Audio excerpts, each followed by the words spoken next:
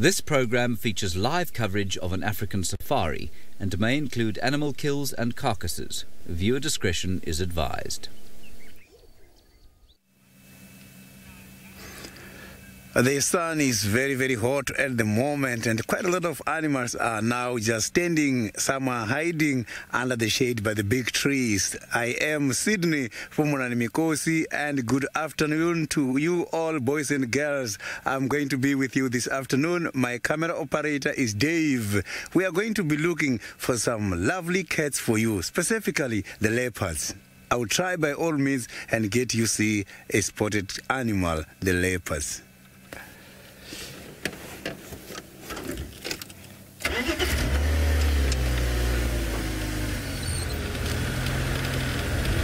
So now I'm going to visit one of the nearest dam, and this dam was dry last week, but we have received a little bit of rain here at the moment, so there was some water, not too much, but maybe the water is still there. So I just want to go and check if none of these animals is not there.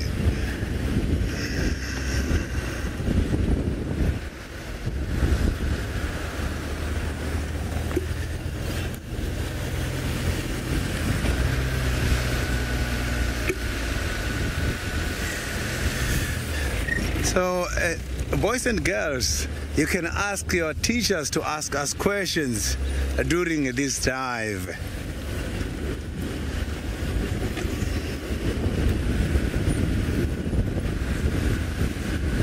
So now, let's go to Brent, who's got a leopard.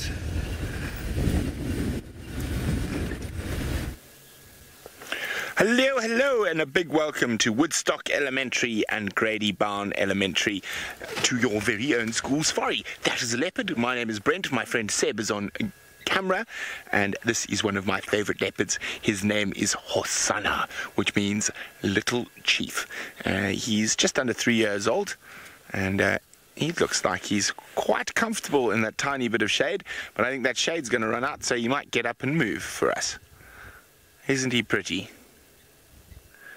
I think he's waiting here. There's a little bit of water left in this water hole, so he might be waiting here for some antelope to come down to try have a drink, and he'll try catch them. Isn't that so, Hosanna?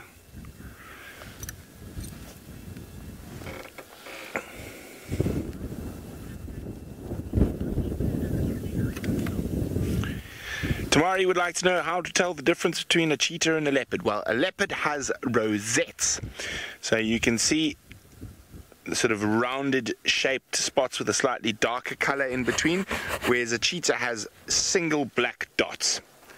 Also, cheetah are taller, but they are lighter in weight, and the cheetah have semi-retractable claws, whereas the leopard has fully retractable claws. Their head shape is also different, and the cheetah's got a rounder head and a longer tail. And if he does decide to look at us, underneath a cheetah's eyes is black, because they are crepuscular and diurnal hunters, which means they hunt in the morning and evening and during the day, whereas leopards are mostly nocturnal, so they've got white under the eyes. So the black to try diffuse the glare of the sun, whereas a leopard wants the white to try pick up any ambient light at night. Oh, he's got an itch. Well, let's try and move a little bit so we can. I was hoping. Oh, there we go. He's going to turn around and look at us now. Is he going to? No, he's going to look back. Oh, big yawn. Let's just move around so we can see his face.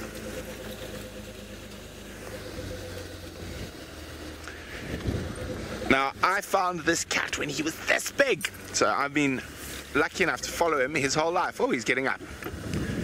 Hello, Hosanna. What you doing? How you been, bud? You itchy? Now, of course, this is still a wild animal, and we do have lots of respect for them. But there we go. You can see the white coloration under his eye, and you can see how he's almost scowling, his eyes closed, because it's very bright. Oh, he's not too full. He might be going for a drink. or he's wandering to a better patch of shade because his patch of shade's got too small. Sienna says, do leopards ever shake their tails? Yes, they do. They twitch them as well. Chase their tails. Oh, chase their tails. Yes, they do, but only when they're little. When they are cubs, they will play like that.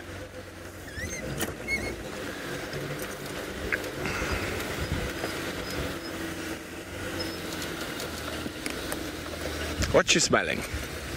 Now you see, you might eat a little bit of grass, and that's not uncommon, just like your dog or cat might when they've got a bit of an upset tummy. That's what he's doing now. Oh, there we go.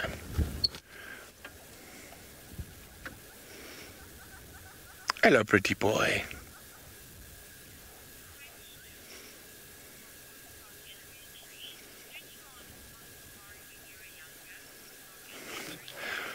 Woodstock Elementary would like to know if I went on safari when I was younger. I am one of the very, very lucky people that I grew up on safari. So I've been living in the African bush my whole life. My family used to run safari lodges all over Africa, so I've grown up on safari.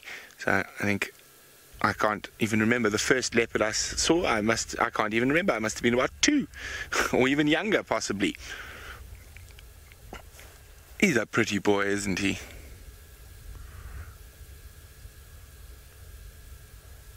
And he's got a wonderful character. So just like human beings and dogs and cats, leopards will have different personalities. And he's a bit of a goofball, Hosanna.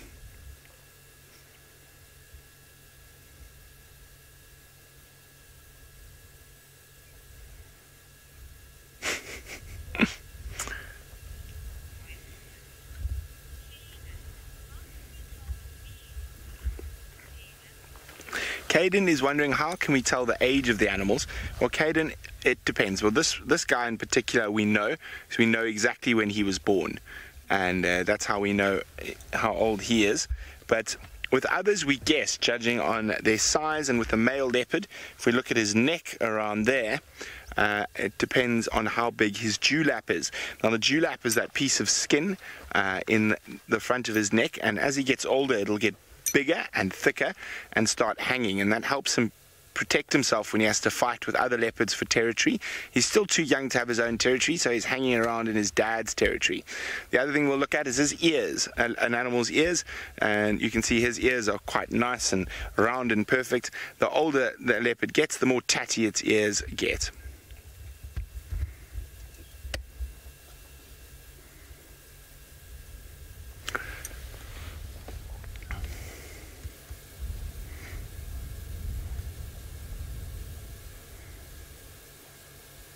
Oh, he might have a flop down in that little bit of shade. Is that nice, mister?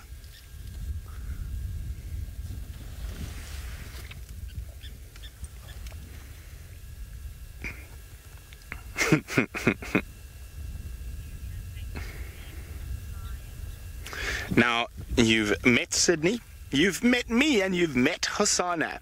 Now we're going to send you a few thousand kilometers to the north of us, to Kenya in the Masai Mara, where James has another big cat. Howdy and welcome to the Masai Mara. You've come just at the perfect time. There is a little lion cub belonging to the Sausage Tree Pride, and he's playing with his brother. There are 2 of them there, and we've got 5 lionesses here, and they are very, very fat indeed. They've had a very good time of it over the last few days, and I'll show you what they've been eating. In fact, what they've been eating seems to be slowly creeping closer and closer, which is quite exciting. My name is James Hendry. It's lovely to have you with us. Please do ask as many questions as you'd like to. You do that, of course, by asking your teacher, and he or she will send that through to us, and we will do our best to ask it. Now, look just beyond these lions over there. You can see a huge herd of wildebeest. Now, that's unusual for this time of the year. We are sitting in a place called the Masai Mara of East Africa. That's in Kenya. And normally, the wildebeest of the world's greatest mammal migration, well, that's an opinion I suppose, but one of the world's great mammal migrations. Normally the wildebeests have gone. Normally they're in the Serengeti of Tanzania by now, but because the rain's been so good and the grass is so good up here in Kenya, the wildebeest turned around and came back up here, and they are providing an extra special hunting fiesta, if you like, for the Sausage Tree Pride. Now, one of the reasons they're panting so heavily, if you look to them, is because they've been eating so much. Sydney, the animals don't get scared of my voice because I have such a nice voice. I've got such a calm and easy and gentle voice. I am, of course, talking rubbish. Sydney, they don't get scared of our voices because they're used to our voices. If I started to shout, that lioness would react. She'd probably just look at us, like she did there, but she wouldn't run away.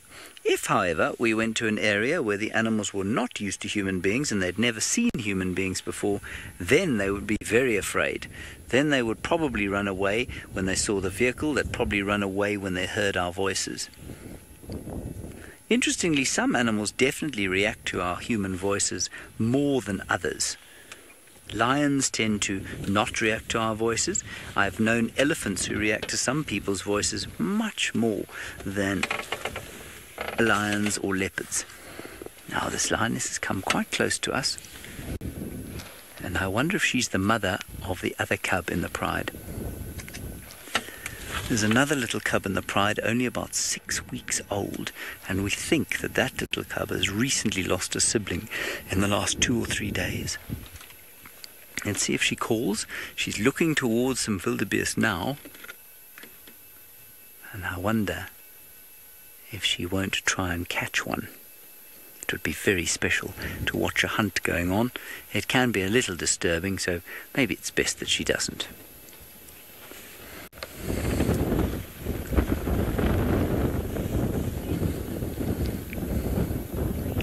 Kamari, you're obviously quite clued up on lions. Now let's just look at the cub that's over here, and I'll tell you that that cub is lucky to be alive, because as you have correctly pointed out, male lions often do kill cubs. They don't often eat them, but they do often kill them, not usually their own cubs.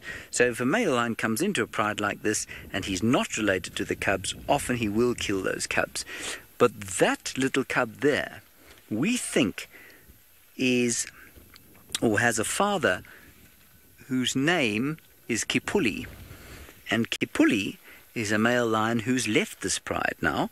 And there are 2 other male lions called the Oldonyo Payek males, and they've come into this pride.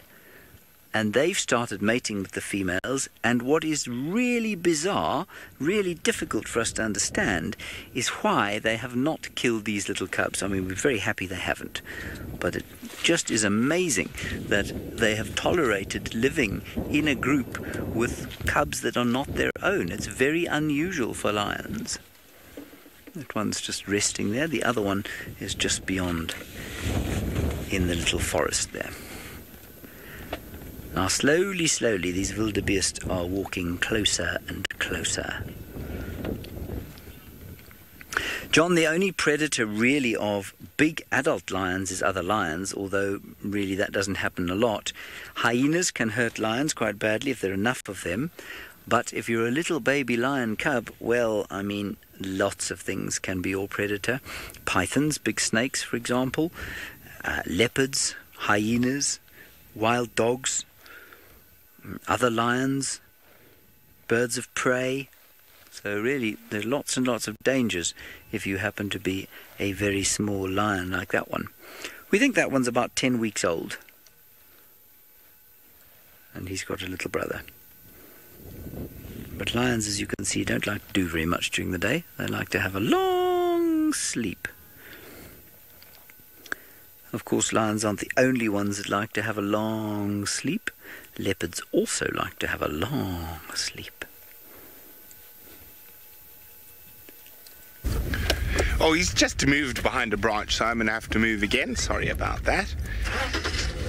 And James is entirely correct. Leopards also like to have long sleeps, but not quite as long as the lions.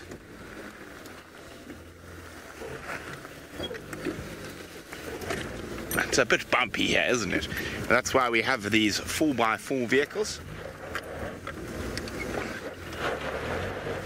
There we go. Are you okay there, Seb? It was a bit too steep. That's fine. It's okay.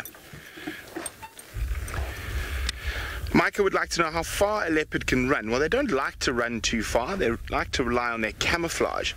But they can run for a distance fast, sorry, not far. They can do 24 meters per second, which is around 90 kilometers an hour, but they can only do that for a very short time, and they normally can't keep that up for more than about 30 or 40 meters. But they generally prefer, when they make a kill, to sneak right up to whatever they're after and then pounce from under 5 meters. Where are you off to now, boy? Okay, well, let's follow him.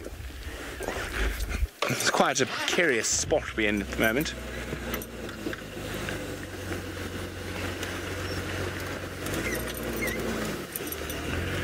Kamari is wondering, do leopards have any predators? Not outright predators, but they have threats. Lions will kill other leopards. Other leopards, like other male leopards, will kill other leopards. So they do have certain dangers. Hyenas, if they get hold of them, is that stick in the way? Or back a bit? There, perfect.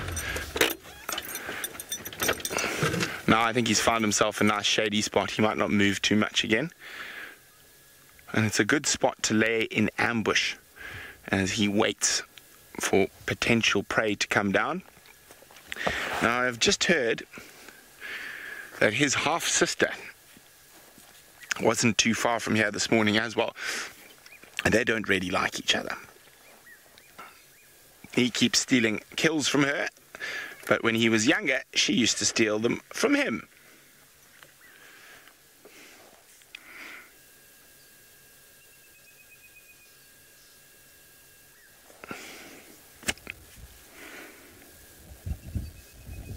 Such a pretty leopard.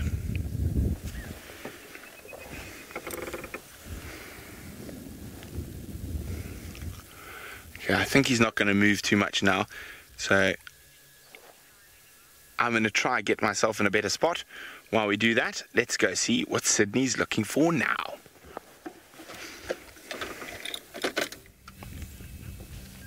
I am not lucky yet with the spotted cats. However, I have got something here right on top of this dry branch. This is a lilac-breasted roller. It's one of our common residents here.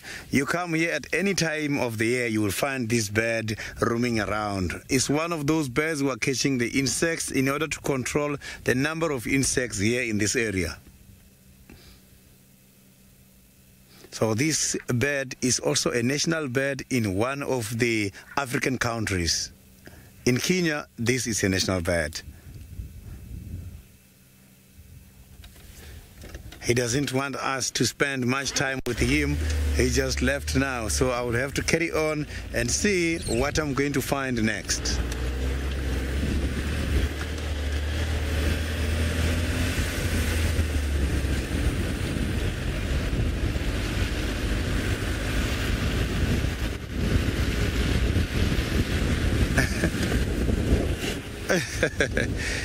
This car got stuck many times, not only in the mud.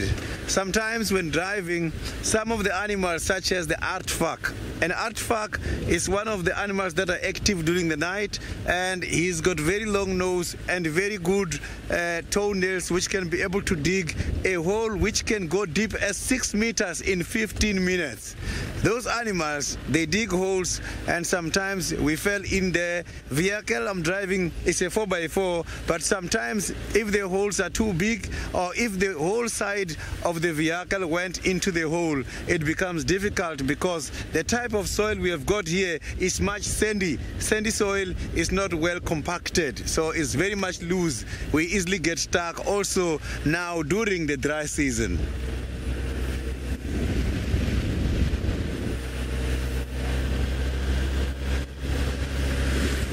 So I just got stuck It's about a week or 2 weeks ago, I got stuck following one of the leopards called Tingana. And I got stuck when the leopard was just about 10-15 meters away from me. But the leopard was going his way, then he left us there. And we had to even leave the vehicle behind and go and fetch it afterwards.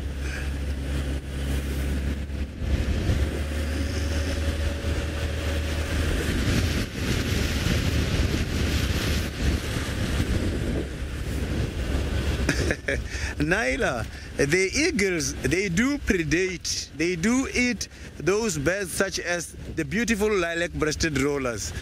They predate us. For them to survive, they've got to eat some other small birds. It's like the leopard you saw now, Hosanna. Hosanna, for him to survive, he must have to be doing hunting and catch some other animals. That is how nature works, unfortunately.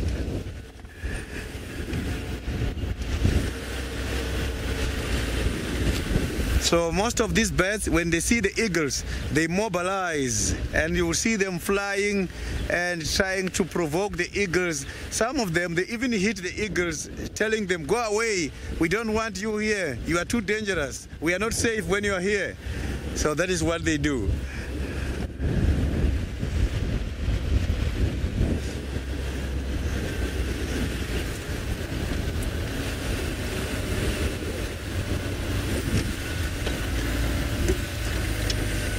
So this is the area where I am trying to look for.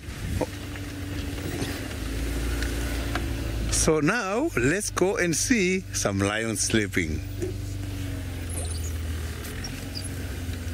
So one of my colleagues is having a good lion sighting. Well, thankfully this lion is not in fact sleeping. He's awake. He's looking at the grass, biting at the odd fly. The females keep getting up and walking around a little bit, and then of course they lie down. The lions love to sleep, especially when they're full of food, and I think these sausage tree pride lionesses are very full of food indeed. Very, very relaxed.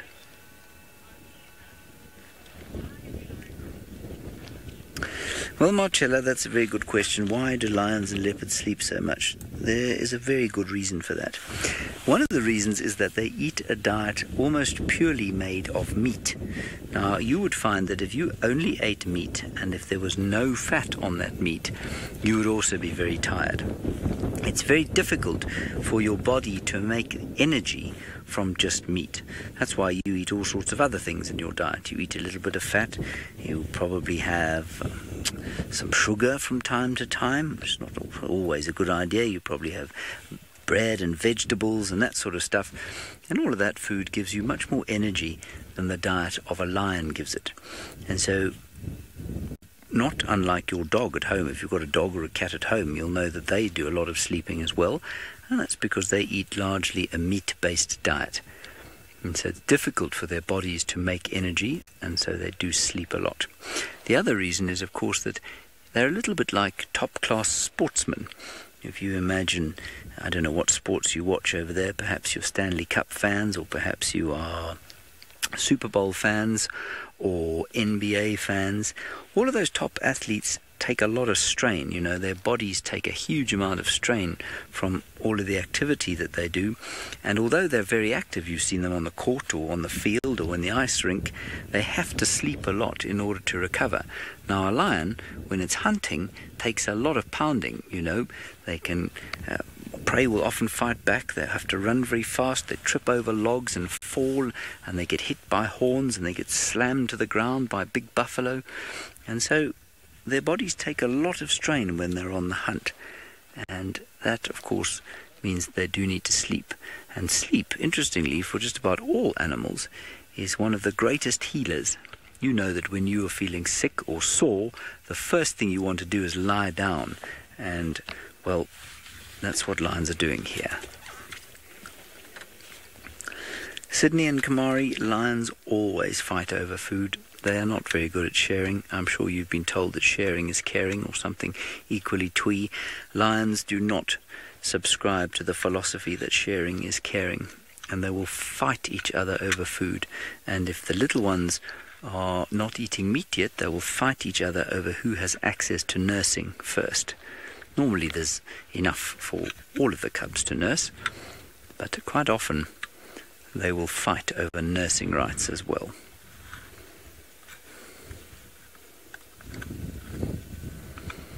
Just a bit of a storm gathering in the south. I don't think it will hit us, but with the wind you'll find that the conditions for hunting will improve quite a lot. You can hear that wind coming up. Caden, I've often seen animals fighting actually, and I remember the first time I saw animals fighting, and it wasn't in the wild, it was at home. I had 2 dogs. We had 2 Labrador dogs, and they were the most sweet, kind, gentle dogs. And one day they had a big fight with each other, and it was very serious. And I remember being absolutely terrified by the sound and the speed at which they attacked each other. And ever since then I've been very weary of animals fighting with each other, but I've seen lions fighting with each other, I've seen buffalo fighting, nyala fighting, impala fighting, lion cubs fighting, leopards fighting, you name it, we've seen them fighting over here. Lions fighting is terrifying because they're very big and they make a huge noise. They make a very loud growling sound that will put lots of fear into your bones, make your heart stop, the kind of noise that they make. It's very frightening to be around. But you know, fighting normally happens only for a reason. Sometimes the reason is not a very good reason, but most of the time you see these animals don't fight. Now, many of the animals in Africa, in fact, don't die of being attacked by predators. Many of them just die.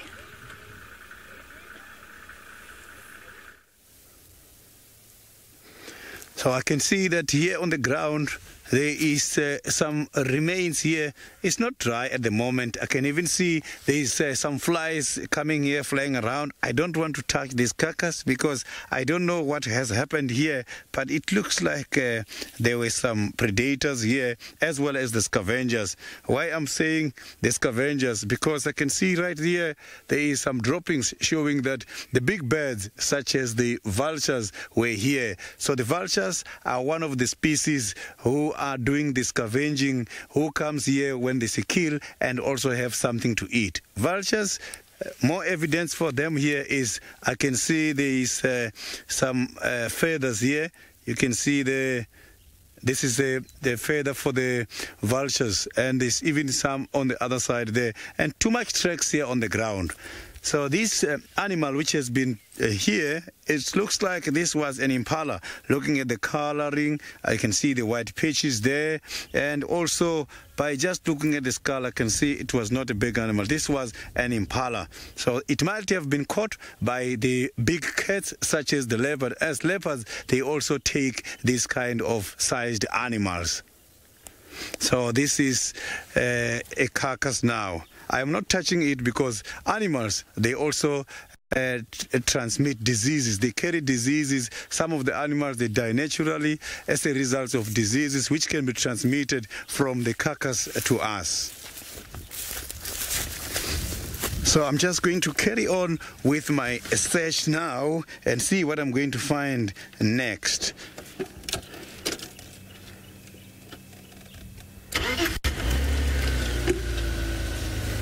So now let's quickly go back to a leopard as one of the predators for the impalas.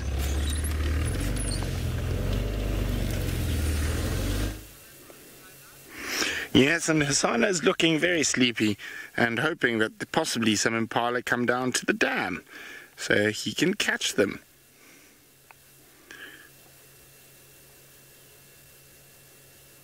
Now, if we look on the other side, the first of the antelope is heading down here to possibly quench its thirst. But unfortunately for Hasana, a big male waterbuck like that is probably a little bit too big for him to catch. But as it starts getting cooler, we might start seeing some smaller antelope like impala, inyala, bushbuck, maybe a young kudu or even a young waterbuck would be perfectly acceptable to our little leopard.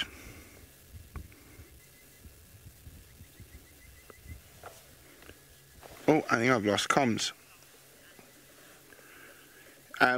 Sorry, my comms disappeared there for a second. Can you go again, Megs?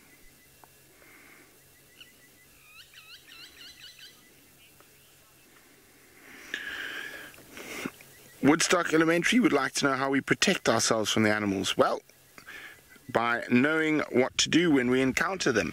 We're very experienced. We've all been out in the bush for a long time. But I don't feel the need to protect myself from animals. I love spending time with them. But the way we do protect ourselves is with knowledge and experience. And that's how we protect ourselves.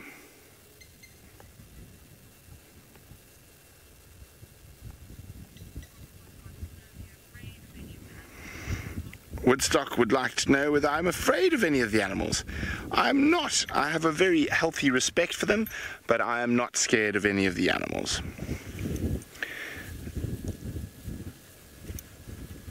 Oh, he's sleeping so nicely. As James was saying earlier, the big cats do like to sleep. Lions a little bit more than leopards. Leopards probably sleep 3 or 4 hours less a day than lions. But all the big cats like to sleep. And as James probably told you, they like to sleep so much because they can't deal with heat too well.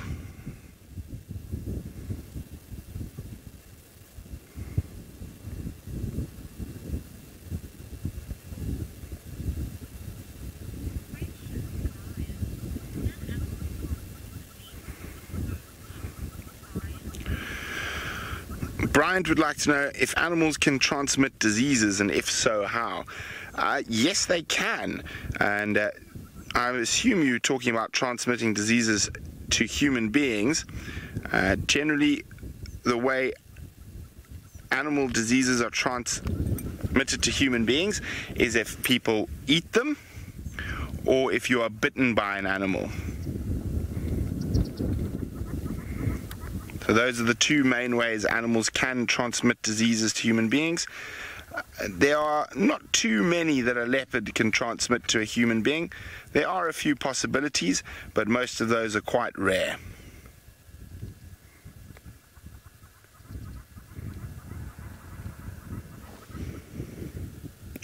Oh, he's a very tired kitty in this hot afternoon. John is wondering how leopards communicate. Well, John, they communicate via two different things. The one form of communication is scent marking. So they urinate, and that leaves a whole bunch of information. They go smell the urination of another leopard. That's one way they communicate. And the other way they communicate is vocally. So a leopard has a territorial call, and that's only territorial animals that will generally communicate with that deep rasping saw, and they'll walk around going Now, mother leopards and baby leopards can communicate in other ways as well. There's chuffing, which is basically they just chuff at each other, and then a whole various hosts of small calls like bow, bow. And of course there's always bow. If you want to chase someone away, you get angry and shout and scream, and they sort of snarl and hiss and roar.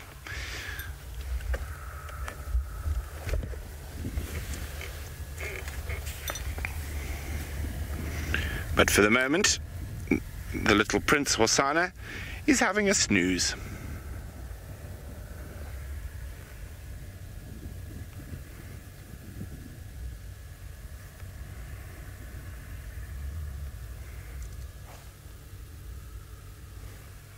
What woke him up was a hornbill. A bird landed on a branch that wasn't strong enough to hold it and fell down, and just heard that behind us. And that's what woke him up. You see him? Yeah, I don't think you can get... There he is. That hornbill there, which is a type of bird. Oh, he's hopped up a bit higher. There he is. A little bit to the left. And just went one branch up. There we go. A yellow-billed hornbill that landed on a stick that wasn't strong enough to hold his weight. So it made a noise, and that woke up Hosanna.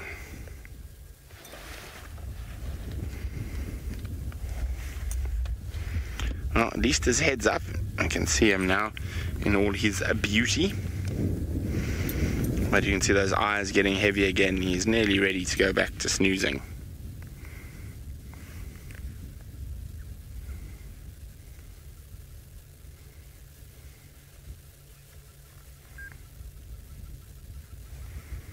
Very peaceful here this evening. Now, as it gets cooler, he's likely to become more mobile.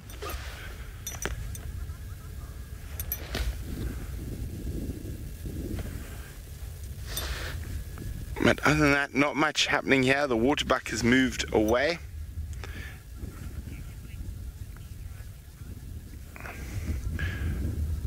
Okay. Well, our leopard snoozes. Let's go see where Sydney's driving to next.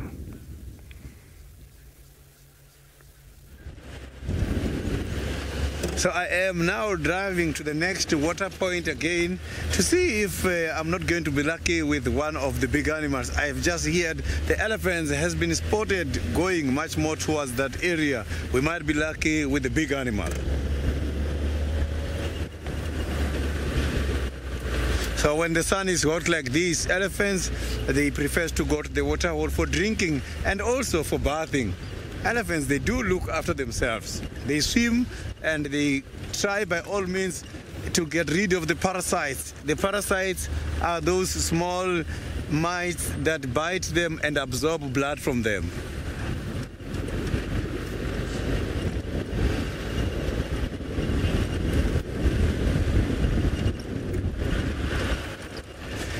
Kaylee, we are getting water in two ways.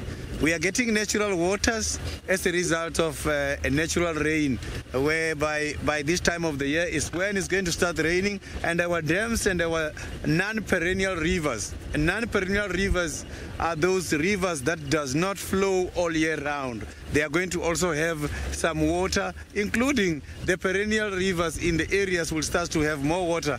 Apart from that, some of the waters, we are getting them from the borehole. Borehole water is the water that we are getting from under the ground. So we drill the ground to the bottom very far where the water is available, and then that is the water that we are using, and is the water animals are using as well. We're not going to the natural water holes.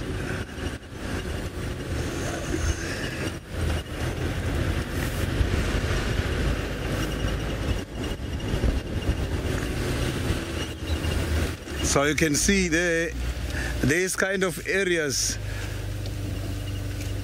These areas are the areas which also flow water during the rainy season. You can see just behind those trees. That is why you can see quite a lot of big trees on a line. These trees are just on the bank of the dry river bed.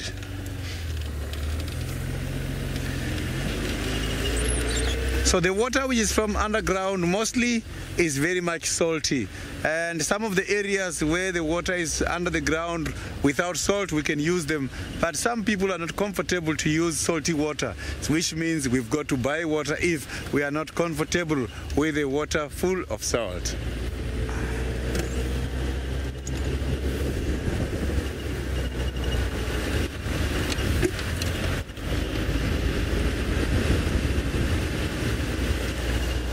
Caden, there is quite a lot of snakes here, and I have encountered quite a lot of different types of snakes before. We are having snakes such as the black mambas, we are having this Mozambican spitting cobras, we are having pythons. So we've got quite a lot of both venomous and non-venomous snakes at the moment. So I have seen a snake as well not long time ago, and today I saw a very fresh track of a snake. By this time of the year, when it's very hot, is when the snakes are active a lot. So we do see them now than during the winter season. As winter season snakes, they hibernate.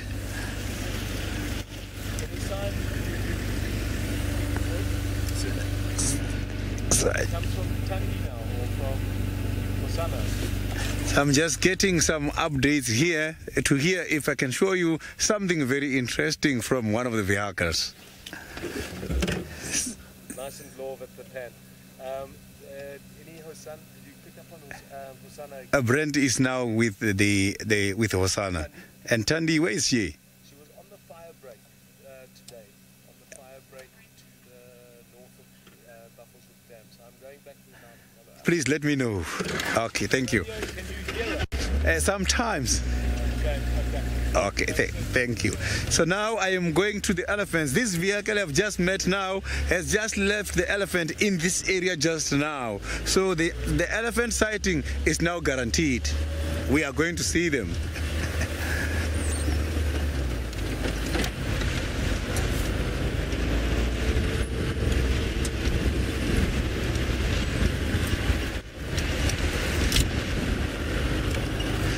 Brent Lee, it is very difficult to find elephants by this time of the year. We are at the dry season. Dry season, I'm referring to a season where there is no much food for these animals to eat and no much water available. And that causes the animals to go long distances in search of those kind of resources. Food and water is very important by this time of the year. Otherwise, animals, they will dehydrate because they will lose quite a lot of water. So they must be traveling very long distances. Oh, now I can see the elephant from here where I am. A very big animal with a very big body size, which needs quite a lot of water to maintain.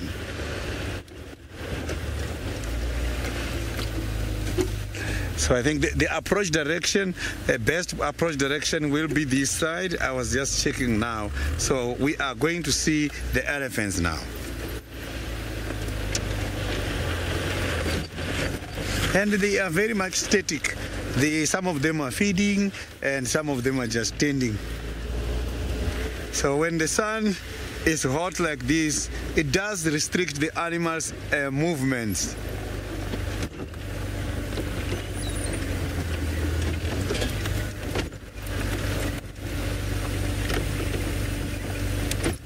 Woodstock, the elephants, they have got a variety of diet. These animals, look, one of them is eating. So he's just giving us an answer. You see, he's eating the trees. So the elephants, they eat both trees and grasses. So they are kind of bulk feeders. So elephants, they mix the variety of diet. You will see them eating the grasses and you will see them eating the leaves. And they also eat small branches, twigs, and also the roots from these trees. So the elephants, their droppings, if you open them, you will see evidence such as grasses and you will see the leaves which are not finally digested as well. If you look at the body of that elephant now, you will see that elephant is looking wet. You can see the color of this elephant is much more gray and he's got some dark spots. The dark spots you are seeing there is because he was playing with the mud by the water hole. So what he was doing is that he was taking the mud and use it against the skin in order to use it as a makeup. That makeup helps these elephants to prevent the sun. So that is what they use. So you can see that the issue of makeups is not only to us, it's also happening by these animals. And it has been there for quite a long time.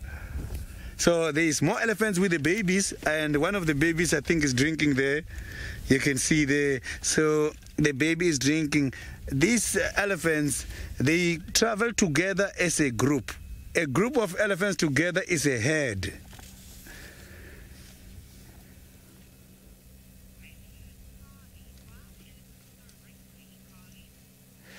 Kali, the elephants, they have got quite a lot of wrinkles on them.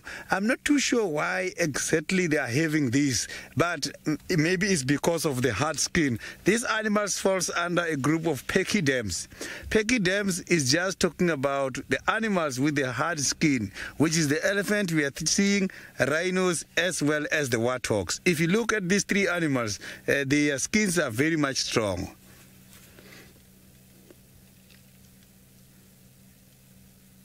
Look at the baby. Look at that. You see, the baby is enjoying walking in front at the moment. Look at that baby trying to walk very fast. Thank you. The baby is interested in play.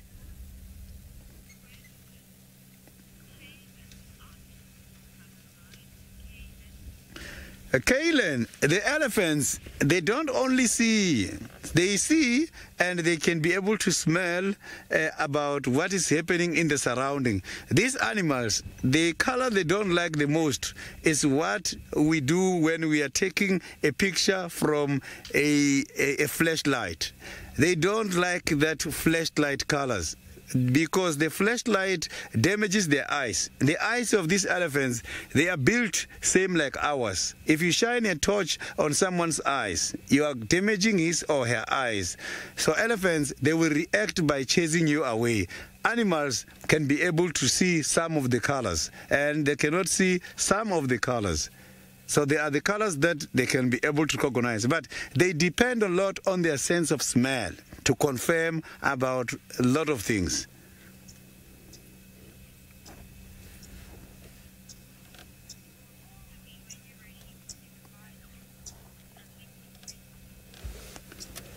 So you can see that this very big family of the elephant is now slowly moving away from the water hole. Now they will be going to the gullies, obviously, because by the dry riverbeds there's quite a lot of green leaves available. And this is bringing us to the end of the school drive. And thank you very, very much for all your participation, all your questions and comments.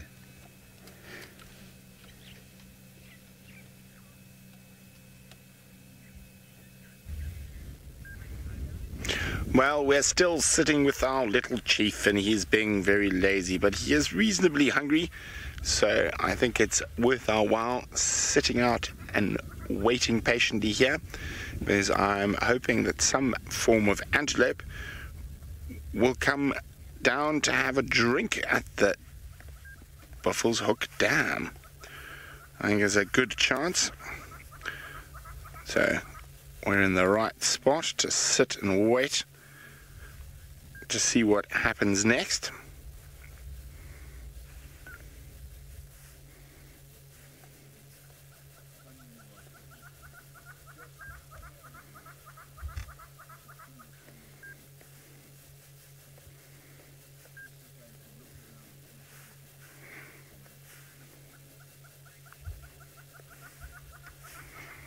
Can hear the hornbills chattering away.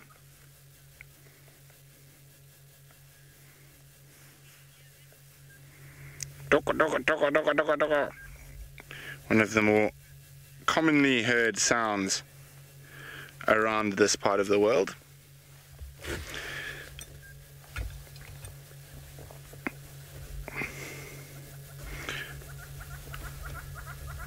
They always seem to be having the best time, the hornbills, if you just listen to them. Always making a huge amount of noise. That waterbuck, I'm not sure where he disappeared to. He looked like he decided now was not the time for a drink. I saw some impalas in the distance a little bit earlier, so maybe they'll come down towards the water's edge. And that would be very nice. He's perfectly positioned here. As long as he doesn't get too over eager, he might be able to catch himself some dinner here.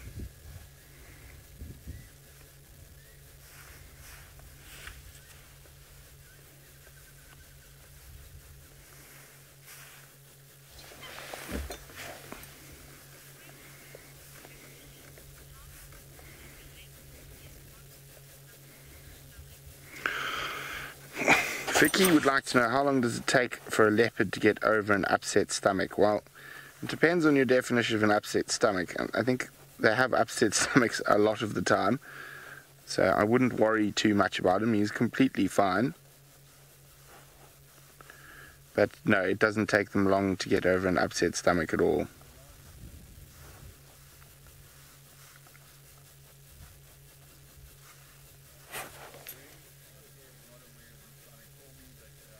Can hear an African cuckoo as well in the distance. Cuckoo, cuckoo, cuckoo. It was nice listening to the black cuckoo this morning when we were close to the Mawati. We might actually hear black cuckoo from here, further down this little river system that flows into Buffalo's Hook Dam.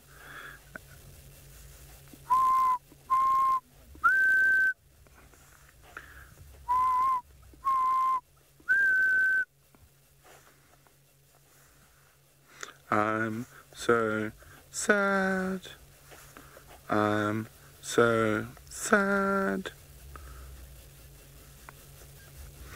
Okay, well, we play the patience game with the little prince. Let's send you back to Sydney and the elephants right in front of camp.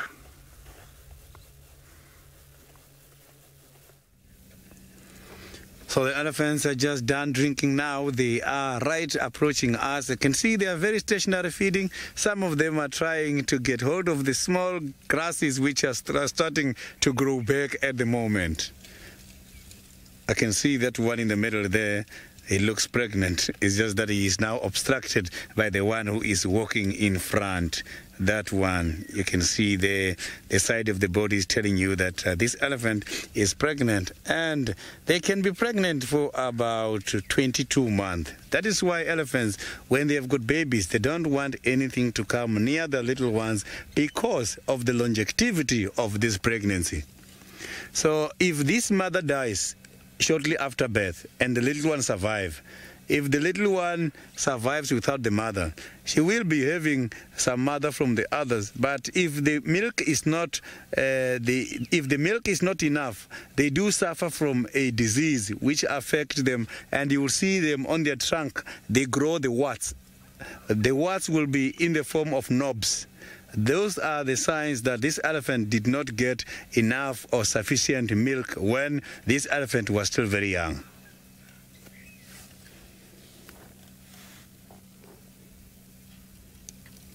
So you can see that the little one is trying to blow some dust there.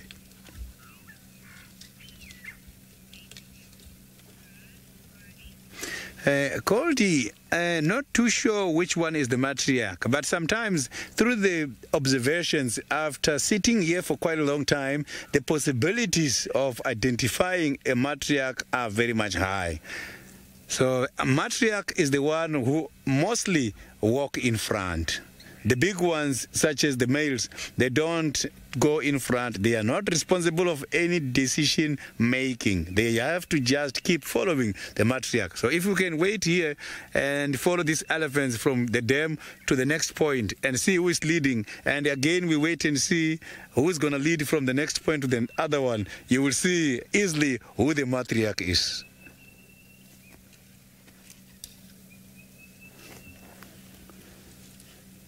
So you can see that the ears, every time they're moving, and this gives people a wrong interpretation because the ears of the elephants, they are associated with their mood as well. When the elephant is not happy, they will be starting to give you some warning signals straight from the ears. Also, when it's too hot, wanting to cool the body temperature, the elephants, they flap their ears every time in order to cool the body temperature. So I think to the elephants, every time you see the ears moving, even when it's relaxed, just take it serious if you don't know how they survive.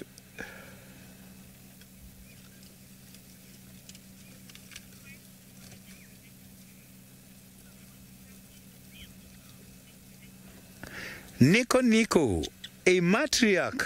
It is a social structure which is kind of an alternative social structure from a patriarchy. Patriarchy is a social structure which is led by a male, and a matriarchal social structure is a social structure which is led by a female together with her daughters. That female is the one on the highest rank. Even if there is big powerful males with, which are looking very brave and having a lot of strength, they are not going to overpower the matriarch. The matriarch is the highest level elephant on your head. So when talking about the seniority and the powers, she's the one.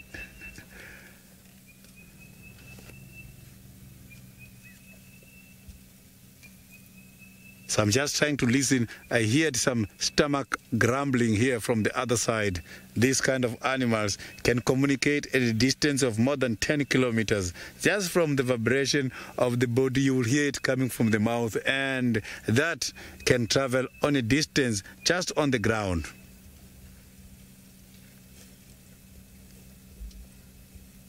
So it's kind of an infra communication. So they do the ultrasound when they're trumpeting, but if they want to communicate quickly and with the other ones from far, they can alternatively use the stomach grumbling. So if you look at these elephants now,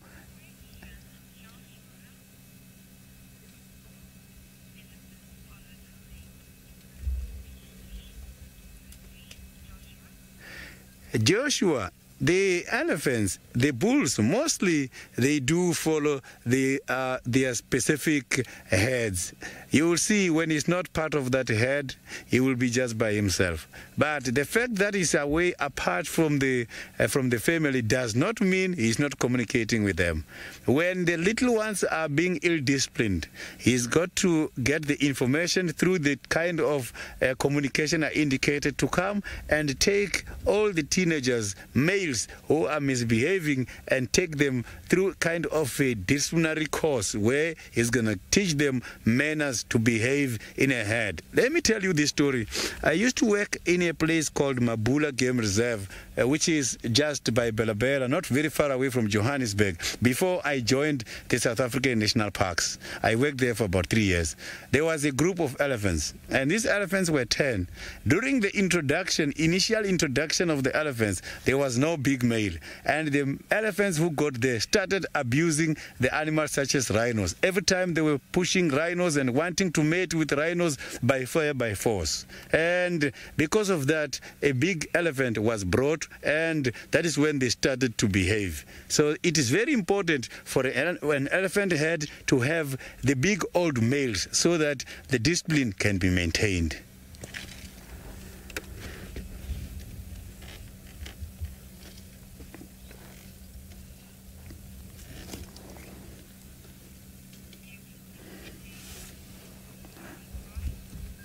So now let's cross over to the Masai Mara, where James is now having the sausage tree pride.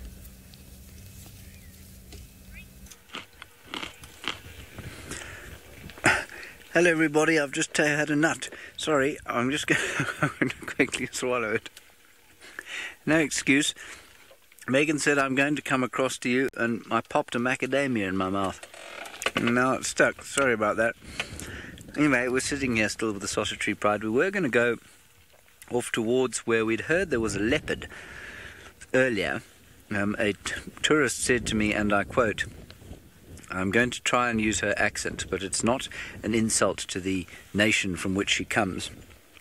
She said, "We've just seen a leopard, and it's buried its prey under that bush." Anyway, I said to her, "Are you sure it buried its prey under the bush?" She said, "Yeah, it dug a hole and buried its prey." So I said, "Okay, good. Well, that sounds fascinating. We'll come back a little bit later." I think what probably happened was it most certainly stashed the prey under the bush or near it, and then because it is a leopard of the Mara, quite nervous of people, I think it probably moved off and will probably go back at dark. So we'll go back past there, maybe if these cats don't get up and hunt. I must say, whenever you get a little bit blasé about being in an area like this, you know, you've got to go out for 6 hours a day, or, you know, like a day off, that sort of thing. You go past tourists who are having the best time. Their eyes are on stalks. They've never seen so much life. They are just mesmerized by what they're seeing. And the magnificence of this area just kind of instills itself in you. So although I'm quite convinced that leopard did not bury its prey dig a hole and bury its prey, it was really so great to see a person so extremely excited about being out here in the Mara. That is our Ascari at the back, who's having a small sneezing fit. I think he's got a nut down the wrong part of He does. Yeah, a nut went down the wrong way. I think he's all right now. Yes, he's looking all right. Are you okay? He's just going to drink some water. Anyway, I think, I forgot who asked that question, Megs, but I think I would rather be a lion in the Mara than at Djuma, and that's simply because there's a huge amount to eat here, and that's from Zach. But Zach, you know, by saying that, I'm kind of hinting that it would be easier to be a lion here in the Mara, and therefore that you would expect to find a greater concentration of lions here than you would at Djuma, which is not the case.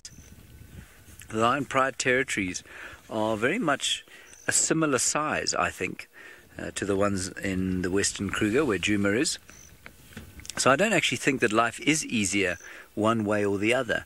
The prides are not bigger here.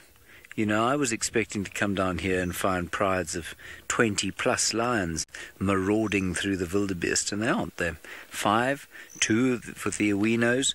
I think there were 7 with the Saltdick pride at one stage. That's quite uncommon. The Olololos are big. They're 14 now. We're 17, but of course all of those are youngsters. There are only 4 adults in that pride. So the prides aren't any bigger than they are down in Kruger Way. And that tells me, if the prides are the same size and the territories are roughly the same size, that actually life is as easy or as difficult for lions in both areas.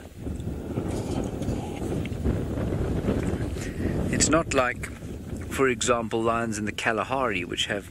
I wouldn't like to be a lion in the Kalahari because, A, the weather is either blindingly hot or beastly cold, but there's not a huge amount to eat, which means they have massive territories. Or up on the west coast of Namibia, where the desert-adapted lions live, they can have territories of some...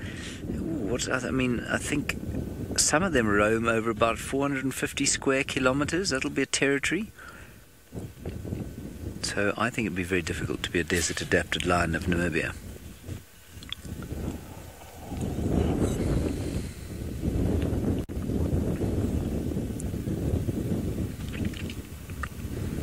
Now that little herd of wildebeest and zebra was coming towards the sausage tree pride. The sausages did stick their heads up and show vague interest, but they're now not showing any further interest. We'll remain here and see what happens. Hopefully the other little cub will come out. In the meantime, Sid is sitting with an elephant.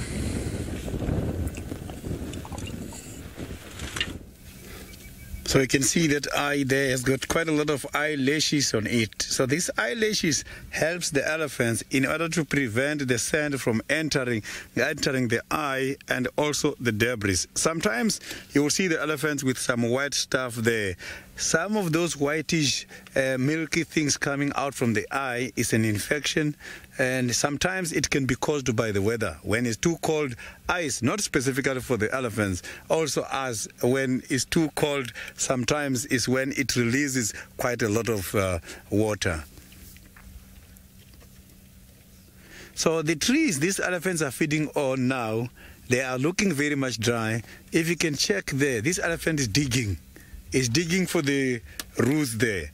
The trees, they serve the nutrients underground by the roots. The roots by this time of the year serve as a storage organ. So the top part of the tree, when it's starting to grow back the leaves, when these elephants and other browsers are feeding, you will see they eat where the leaves are coming out. And the trees, yes, they have to be eaten, and the grasses in order to stimulate growth. But the problem is the trees, the growth points of the trees is on top. When the elephants are eating the growth points everywhere, it pressurizes the trees, because the trees, when they are getting a lot of growth hormones, they can have too much, not knowing where to start growing because all the growth points are gone. So that is one of the challenges. So, but also non-defoliation.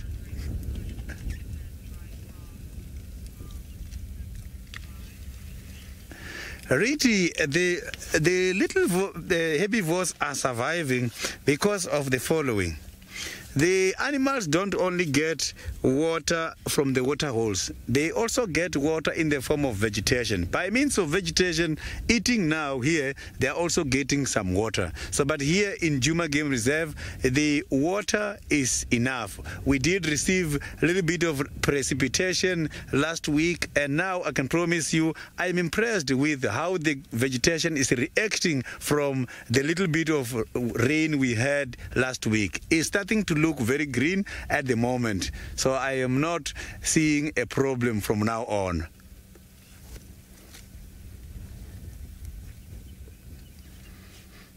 So, but elephants are too clever because when having their little ones, they don't want to travel long distances. They know that will negatively affect their little ones because of walking long distances. And something interesting about the elephant is that he is one of those animals which has got an ability to regurgitate water from the stomach. After drinking long distances, they can be able to bring back water and give their little ones on the way.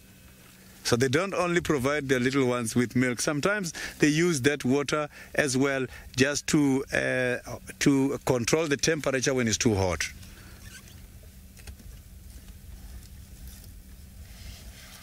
You can see the little one is feeding.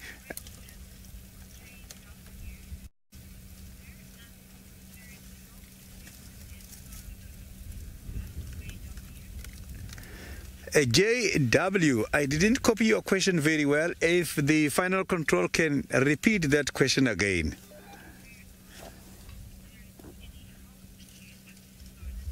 Quite close to.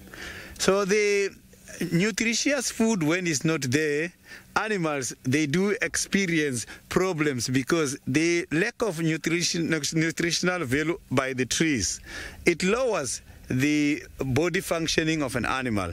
These animals are getting, remember, both nutrients and vitamins from the vegetation.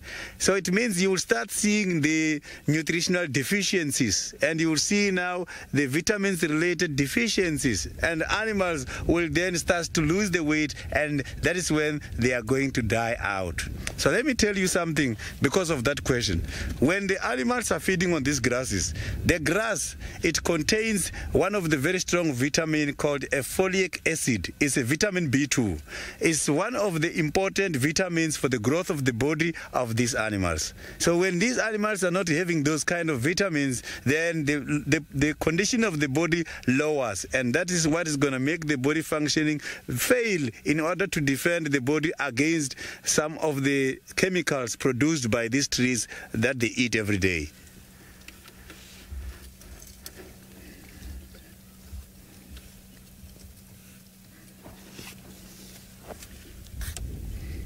So you can see that these the animals are feeding on the leadwood tree there, the ones that you are seeing now. That is a leadwood. So a leadwood has got very hard, it has got a very hard body. The trunk of that tree and the branches are very hard. But when they're still young at this stage, the elephants can eat. In other words, the feeding behavior on both grazers and browsers is determined also by the age of the plant.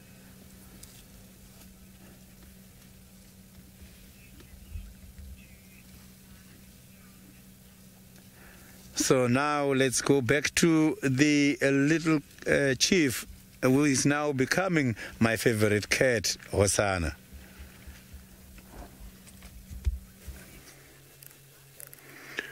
Well, he's sort of half woken up since that hornbill disturbed him a bit earlier. But the odd yawn, but nothing too serious just yet. He's still looking very, very lazy and very comfy in his little spot of shade. And there's no sign of any potential prey coming this way just yet.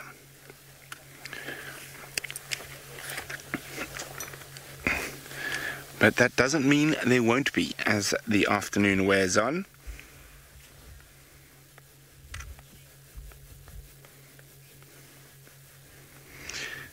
Zach would like to know, are the animals still, or the leopards still finding a lot of dead animals? Well, I suppose Zach's referring in particular to the Inyala that we've been finding quite a lot dead recently. I would say it seems to have slowed down a little bit, and the ones that were not in good condition have expired. So I think for the next little while, at least, might not be too many dead ones about.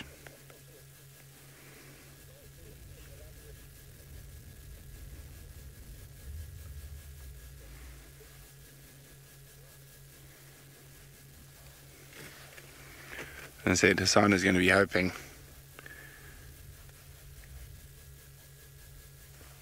for something to be coming down towards the pan to drink, especially as it gets cooler. Nyala, Impala, bushbuck maybe. even a duiker or a steenbokkie, although they don't drink too often. Now, Thandi was not far from here, but it sounds like she went north into Buffelshoek. Maybe she heard Hasana was about and thought, oh, I don't want to deal with that rapscallion at the moment.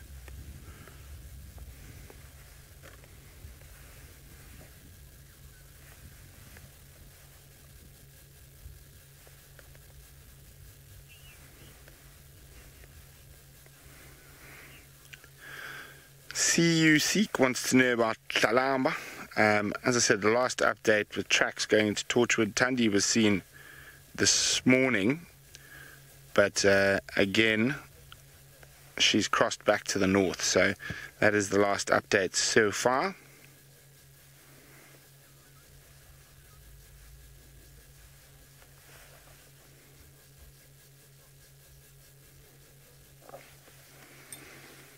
Temperature slowly starting to cool down, and there we go, on cue, a little stretch from the little chief.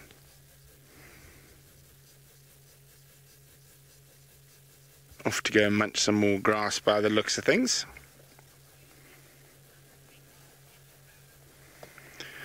Shannon would like to know, do leopards and other big cats get fur balls? Most definitely, Shannon. Pretty gross ones as well. Very smelly, but they're a mixture of fur, bone, sinew, all sorts of nasty things.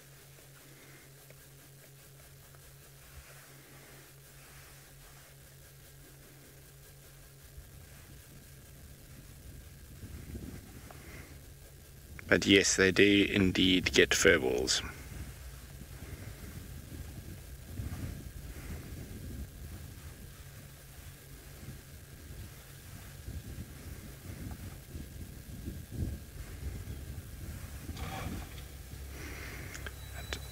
I think the only one thing that's more gross than a leopard furball is a lion furball. Oh, itchy chin.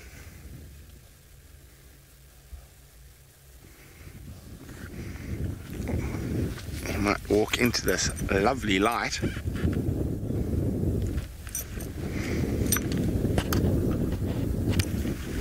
Where are you off to, mister? Coming to say hello to us? Are you going to take us on an adventure today? What are we going to go looking for today?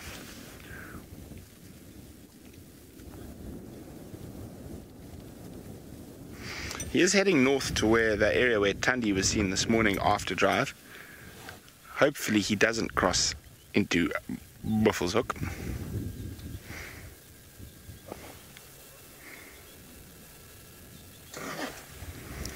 Okay, we need to keep up with him. Let's go.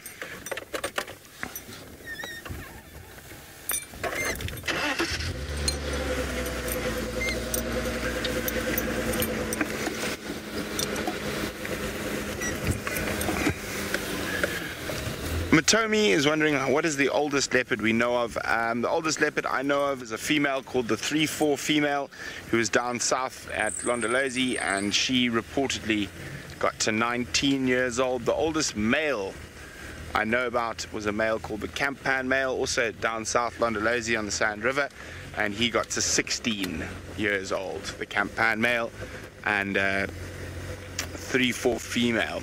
As far as I know, the oldest female on Djuma was Safari, and I'm not 100% sure how old she was when she died.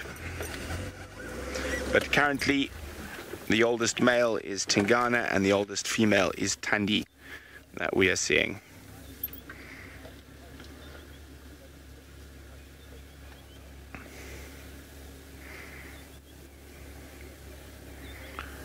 So he's heading into that little river system that flows into Buffelshoek water. James says he's looking hungry. Not too hungry. I mean, he could definitely do with a meal, but he's by no means starved. His hip bones are not showing. And Hassan is a bit of a glutton.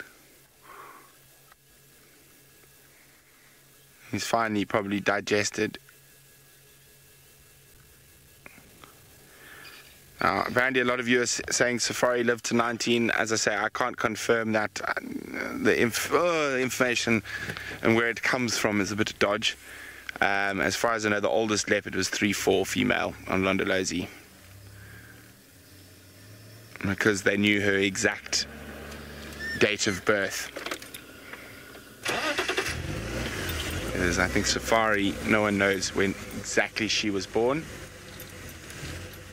Okay, well, I'm going to keep up with our little chief as he maneuvers up the drainage system. And while I do that, let's go across to Sydney, who's still with the elephants.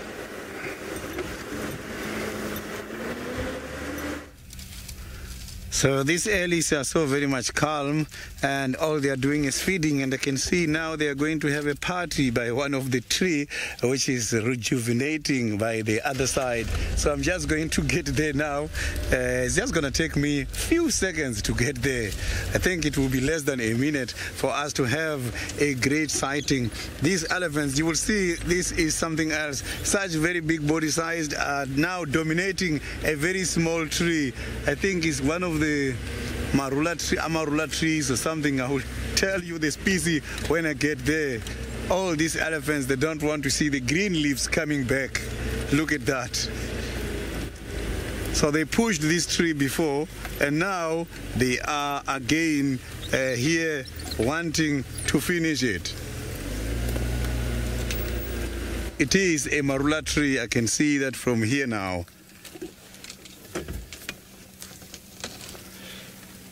So the marula trees helps the elephants a lot by the end of December, beginning of January onwards, because that is when they have got fruits. And sometimes when the fruits are not even ready yet, they fall, and elephants, they like to eat that. So you can see the back of the marula tree, it has got quite a lot of moisture on it. So that's why they eat, and they like to debug it, because there is quite a lot of nutrients there. But what the elephants are doing also threatens the species to survive, because these elephants, when they're debugging the trees, is when they are taking off the communication between the stem and the canopy of the tree. So the stem, if the stem is completely debugged, it means the transport of the nutrients from the ground to the canopy is not there. There is very two important tissues on every tree. It's called a xylem tissue. A xylem tissue is responsible to take nutrients stored by the roots up to the branches and to the canopy for the tree to survive. When the process of photosynthesis is done, when there's nutrients now on top, when trees are making their food for survival, there's another tissue which is called a phloem. This phloem takes in nutrients down to the roots. If you ring back the tree, it means the top layer of the tree is not going to have nutrients anymore, and that tree might dry out. So those are the risks when elephants are feeding on these trees.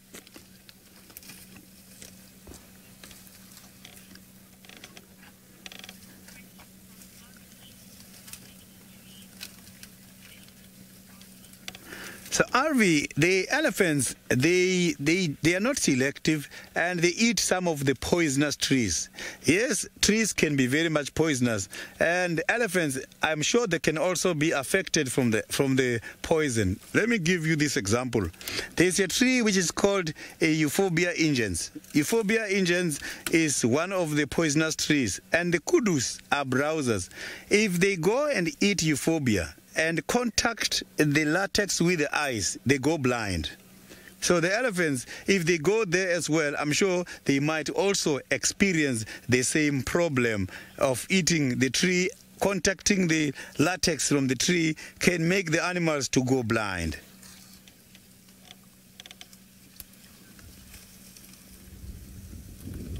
So you can see this is a real big party. Even the little ones are here, and the marula trees, when they're damaged by the elephants, some of them can recover, because it's one of those trees which has got a very strong tissue, and they can easily recover after very serious damages. You can see that the tree is green. Look at that green color. So this is what is happening now. That our trees are starting to get better now.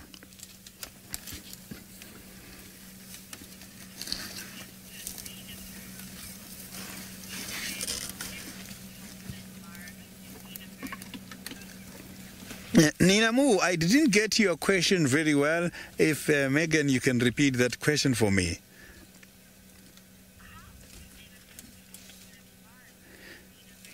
Ninamu, that is quite a very lovely question. We're going to have a discussion on this. The elephants help the vegetation in various ways. One, when the elephants are feeding on this vegetation, we're not distracting. Yes, they've got both positive and negative impact. But now I'm just going to first focus on the positive impact.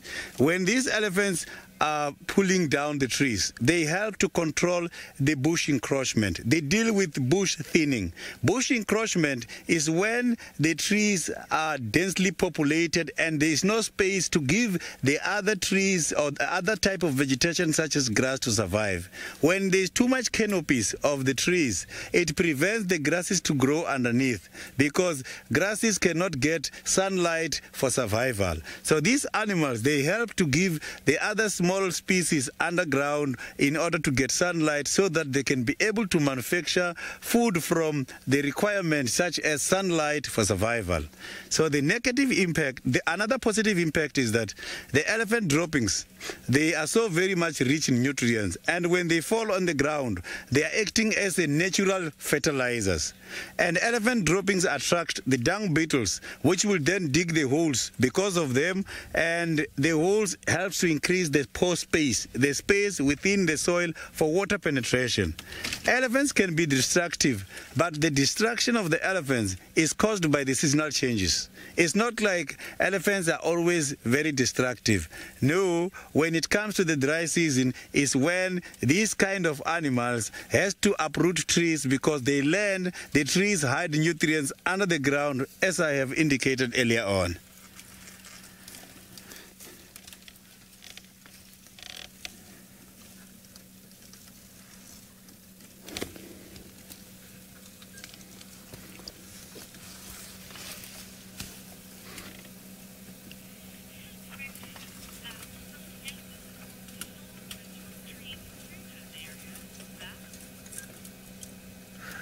Zach, you must have to think about the following. Let's talk about a standing tree.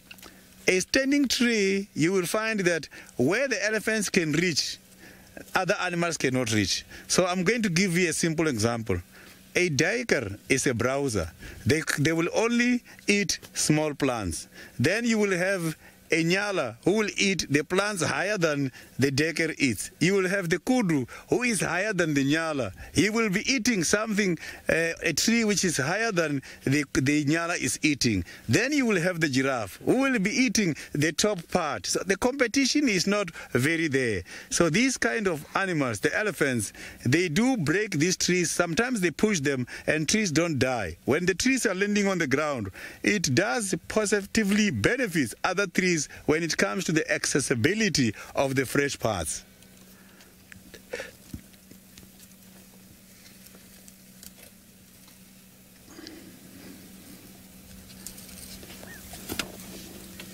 So you can see how that elephant is debarking that branch.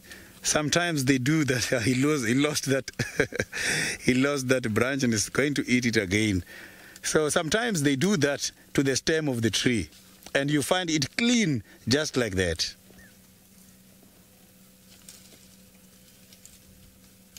Let's see how he's going to debark that. He's holding that. So you can see that he is going to grab it from the trunk, and then he is using, now he's going to grab it from the trunk to the teeth, and he will be able to use the trunk in order to ring back the tree. But that one seems like he's battling in order to, you can see he's battling in order to get the skin. You can see now he's having the bark That is the bark now. You can see how these animals are trying to get the bark. Oh, look at that. Too much water is coming out, and I'm sure that water is not coming from the branch. I don't think that branch can. So that is the water which is from the body, as I indicated, that these animals can be able to take the water back. But now, let's cross over to the Masai Mara, where James is having something. I didn't hear very well what he's having at the moment.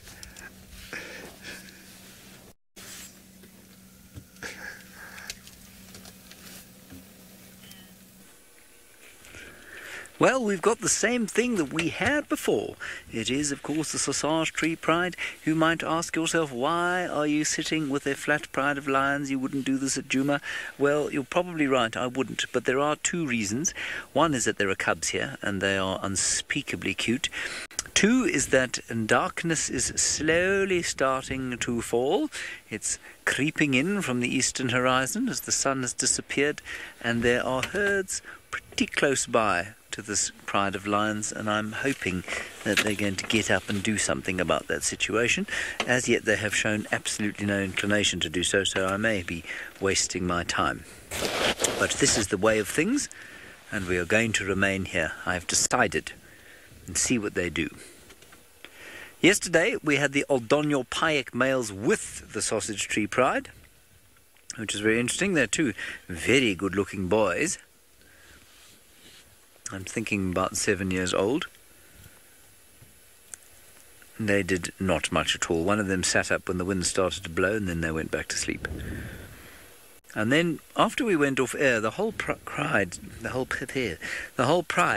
began calling, and we had some lovely roaring, and I followed them for... How long, Bungay, did we follow them? We went off air at about 7 o'clock local time, and I think we followed them until about 8:30. Yeah, we followed them for another hour and a half or so. They got up, they started moving towards where the herds were. We got all excited. I started talking to Bungay about his first lion hunt at night, what to do, where to go, how to help me, and then guess what they did? Have a guess. I bet you can't guess. I bet you can't guess what they did. Yes, you're right, they went to sleep. It was very, very distressing. Anyway, so it is. Look at all those flies. Very glad I don't have that many flies upon my mouth. Now that's a pregnant cat, that's not a lactating cat. That's very interesting. Now, Bob, we are looking at a very pregnant lion. Sorry, Bob, I will get back to you on your leopard question. Can you see that that cat is heavy on the belly and very clearly swollen around the nipples, but very clearly not lactating yet? And if we look up at the lion just above this one, once we've checked those ones, that is a lactating cat, a suckling cat. You can see that. Very different. So pregnancy is very clearly, well, part of Kinky Tail's life at the moment. That is Kinky Tail. Bob, we do see leopards in the Mara from time to time. Not very often. That's not to say they aren't here, but the habitat in many parts is not ideal. And often where the roads go, you know, they don't very frequently take us through forested areas. And so we're just not often where the leopards are. But those that concentrate purely on finding leopards in this area do find them from time to time, and often quite relaxed ones. We have spent some time with relaxed leopards from time to time, but we don't see them very frequently. I hear them calling from camp when there isn't wind. There's definitely a male or a female, probably a male, living around our camp. Alrighty, I am going to be patient, and I ask you to be the same with these cats as we go back to Hosana, who apparently is now posing.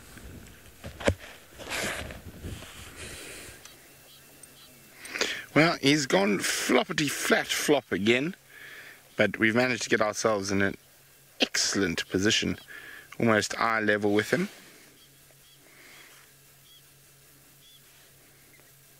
So that's always lovely, to be right at eye level with the big cat. He's lying just on the edge of this little river system.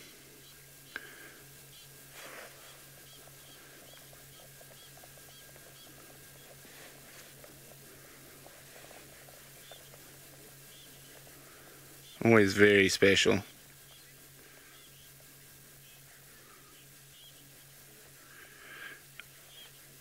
Denise is wondering, at what age does a leopard reach its full size, full maturity?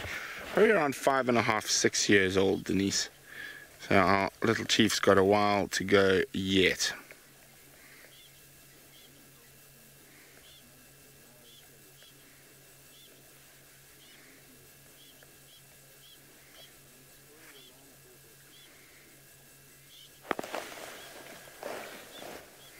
You can hear a very upset squirrel.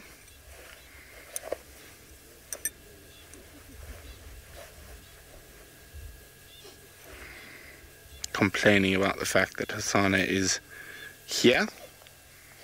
Even though I don't think that particular squirrel... Ooh, Sebastian, on the log here.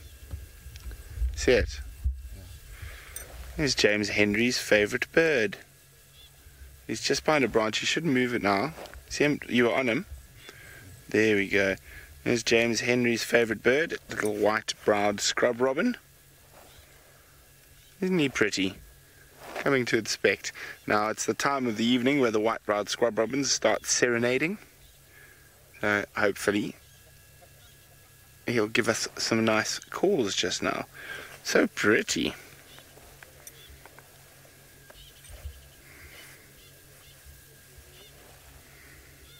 There you go, it popped out into the open a bit more for us. Megan would like to know why they're James Henry's favourite. Off it flutters. I'm pretty sure it's got a lot to do with how they sing. They've got a very beautiful call that you hear at dawn and dusk when you're out in the bush. The white-browed scrub robin.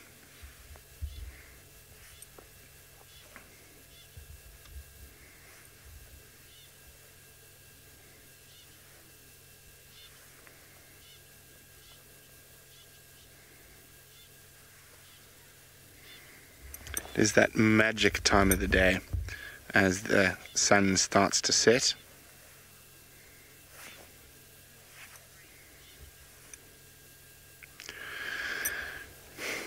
Bob would like to know, what type of terrain do I think leopards prefer? Bob, they like terrain with lots of small to medium-sized antelope. That's what they prefer, Bob. So, the highest density of leopards in Africa, and that is the area that has the smallest female and male leopard territories, so therefore over that area the most leopards, is the Luangwa Valley in Zambia. So I would say leopards are pretty fond of that type of terrain. So that's riverine forest stretching along the banks of the Luangwa River and the tributaries thereof. The highest density of leopards in Africa.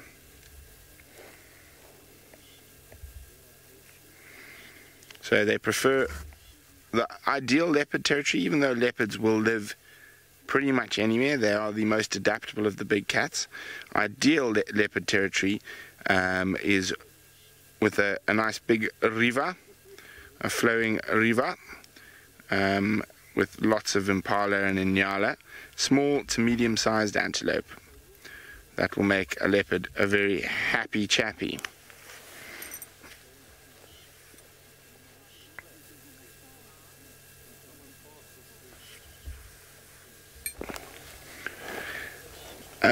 Where we are in the northern Sabi Sands is good leopard territory, but it's definitely not ideal leopard territory. But as I was saying, leopards can live all the way to the top of mountains and also right down onto the beaches, into the rainforests, in deserts. So they are very, very adaptable. Oh, he's giving himself a few grooming licks.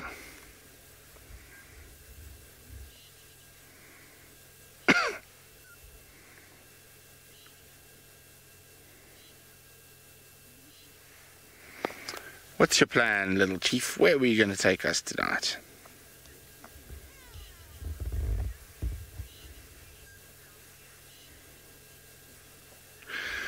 Paula is wondering, does a leopard's diet adapt or change during the year to adapt to the seasons? Not really, Paula. The reason for that being that, well, I suppose they will target baby impala during the lambing season, and during the winter months they can target slightly bigger prey than they're normal, but I wouldn't say they change their tactics or habits to change with the seasons. I think that would be a bit of a push, to be honest. They are opportunists, and they will take all opportunities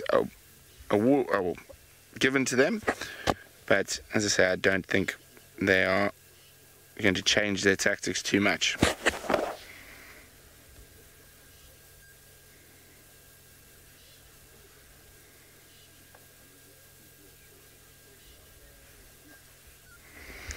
Well, we're going to keep playing the patience game with the little prince and go see what Sydney's up to with his Ellies.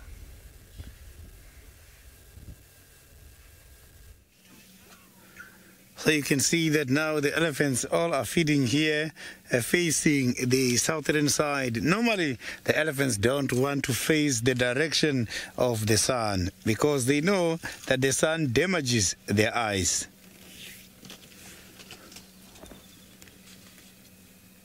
So you can see now that they are now breaking one of the trees, which looks dry at the moment, but it's not dry.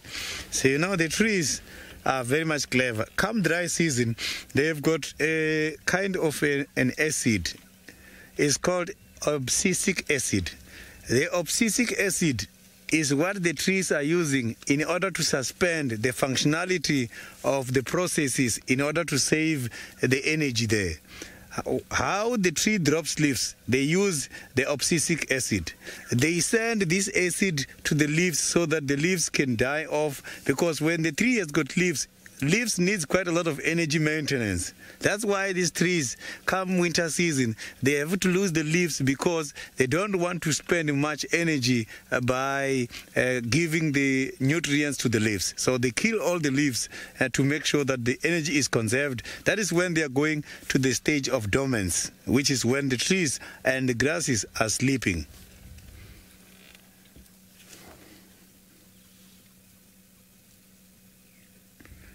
So you can see that the little elephant is also looking very dark there. So I'm sure he or she was also playing with the mud. Look, they are passing the termite mound. That termite mound can support the weight of these elephants.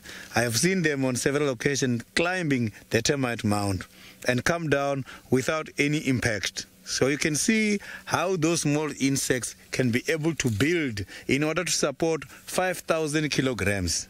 That is quite a lot. These animals climb there and no problem at all.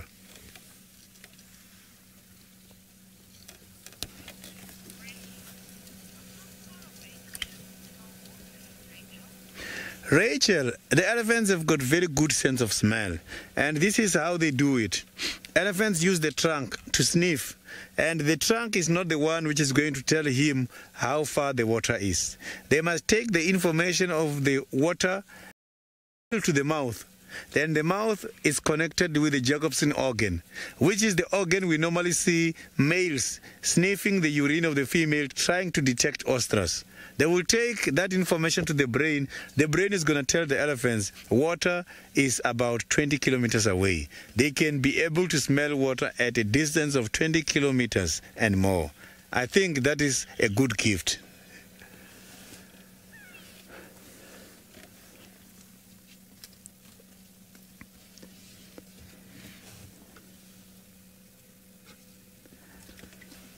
So the elephants can just detect, they can detect water, they can dig the ground looking for the roots, because they know, I am sure, there is nutrients under this ground here.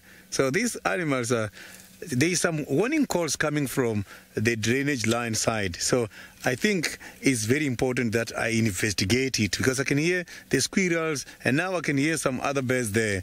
I just want to quickly go and check who is coming by the drainage. Maybe we might find that it's a cat, and if not a cat, it will be maybe something else or one of the small predators. Oh, look at we've got a visitor behind you.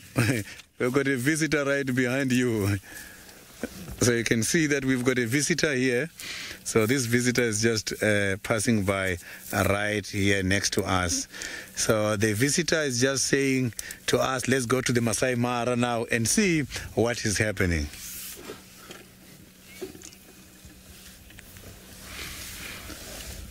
So I think by the Masai Mara, James is enjoying today. Well, what's happening here is, I don't know why I'm trying to talk like John Malkovich in Rounders. I don't know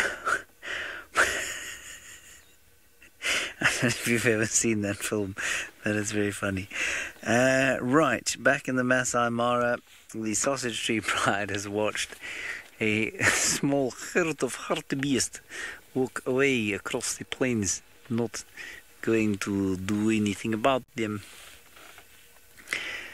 And yeah, that's all that's going on here at the moment. I'm tempted to leave, but I really don't think we should.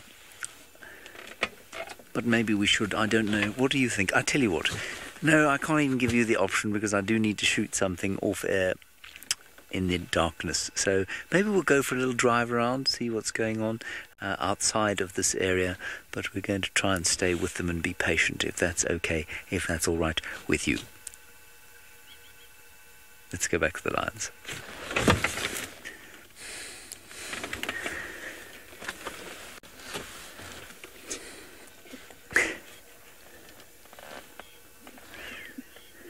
Zach, prides do come across each other, yes, indeed. Especially during migration time, they do come across each other. And I think, you know, unless there's huge conflict over food, resource loss, I'm just pointing Bungay towards one of the lionesses that's moving, which of course at this point is enormous action. Oh, there we go. I don't think there's a lot of conflict during the migration season, simply because there is a lot of food around. So there is no reason to conflict or have conflict over food. Now there's one lioness up in the front there who has looked much more interested than the others. I think I'm clutching at straws, to be honest. But she was the one who looked at the Coke's hartebeest walking past. And she's the one looking towards the herds, which do not appear to be moving this way any longer, which is a bit irritating. I'd be very interested to know where the younger Old Donyo Payak lions are, or the Awinos. Maybe they are hunting right now while we sit here with this lot. What's that moving in the background there? Oh, no, it's nothing. It's a fly on my screen.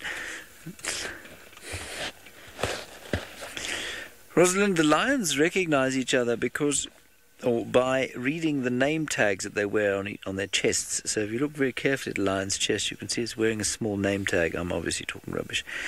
I think it's through smell and through familiarization, imprinting, if you like. They've grown up in the pride together, and so they know each other's smell, and they do look different. Although they look very similar to us, they actually do look very different. If you look at two pictures, or a picture of one lioness next to the other, it's a little bit like that old game, spot the difference. There are lots of differences, and you can see them. Huge action going on over there now. Oh, that was just astonishing stuff. Hey, look at that. I really think that that cat is about to pop. She's so heavy. And I really, you know, it's the heaviness is set further back than her belly. And so I can't believe she's more than a few days off giving birth. You can just go to infrared, Bungay, don't worry about it. We're going to go to infrared now, everybody. Bungay didn't want to destroy the picture by doing it live. There we go. Peggy, yes, lions do migrate, actually. Not the prides. The prides will stay pretty much put where they are. They do move around a bit during the migration season, become much more fluid. But you'll find nomadic males moving with the pride, yes. Not with the pride, with the migration. So they'll come up into the area and they may or may not stay. So it does draw with them some nomadic males. It does draw with them some nomadic males. That is horrific English. It, by that I mean the migration, does draw nomadic males with it. It's not much better, but I can't do any better at this stage. Now, I was talking about the cubs earlier, and I said that I thought we were missing one. And I said that, I think, to the school kids. We're missing two at the moment, but this was how it was yesterday evening until right at the very end, at about 8:30, one of the lionesses arrived with only one little cub. And I think we've lost one of the smallest members. Certainly we haven't seen either of the littlest ones today, but that was about the same as yesterday, so maybe there's a little one in the gully here. It's possible, you know, that yesterday the lioness that only brought one cub over, I don't know, maybe she left the other one behind, I'm not sure.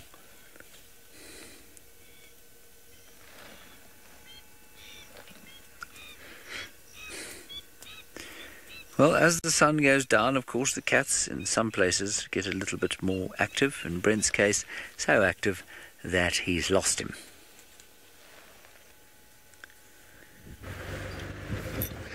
I haven't lost him. I know exactly where he is. I just had to go around the drainage line to get to him. It was too steep to cross where we were.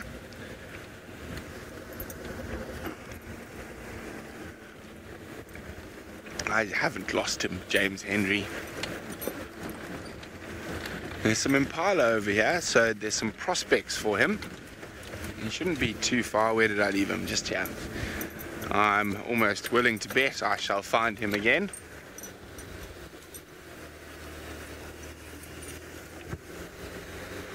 Let's have a look carefully down through here. A really difficult side of the drainage system over here.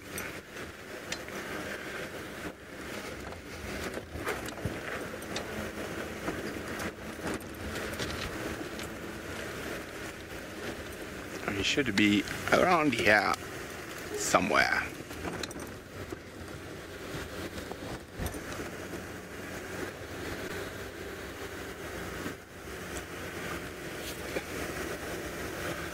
Child of the Universe wants to know if there's subspecies of leopard adapted for desert or rainforest. Nope, it's just a leopard in Africa.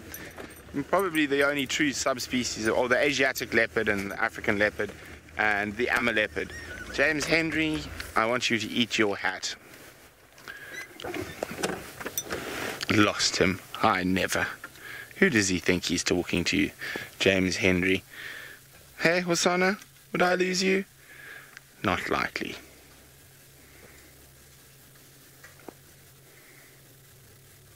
Oh, he is heading in the direction where we've just seen some impala.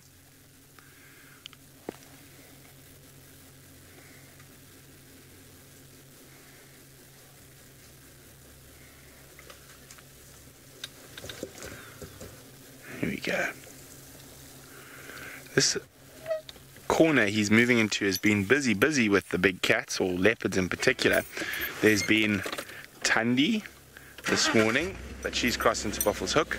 There's been Gajima, there's been a skittish female from Buffalo's Hook, and now Hosanna. So 4 different leopards in this little, well, it's quite a big area with no roads, in the last 48 hours. Between here and the eastern boundary. Now the impala are just through there. Let's just see where he's going. You see him, Seb? There he is. Henk says Hosanna is getting a dewlap already. Yep. He should start developing at about this age. There he is.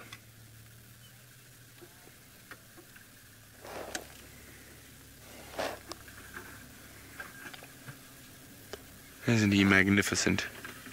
Now he's going to go up to this termite mound, and he might possibly see the impala from the top of that termite mound, and he's heading towards.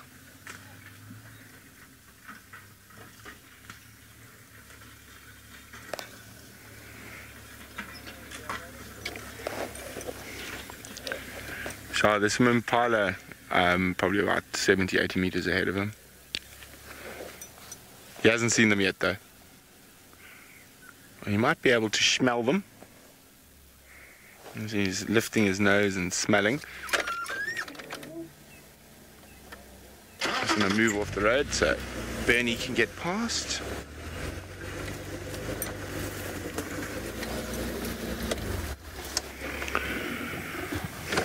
So he still hasn't spotted the impala. They are to the left of where he's looking.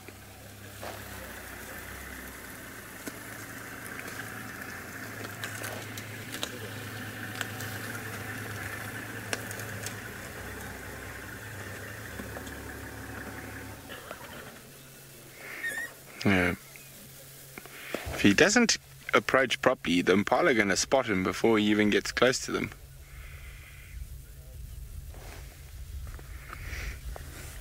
Hey, Mr. Hosana.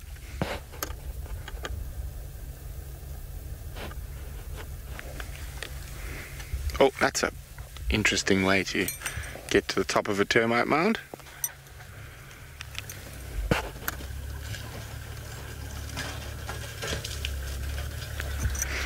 Oh, has he spotted the impala? That is the question.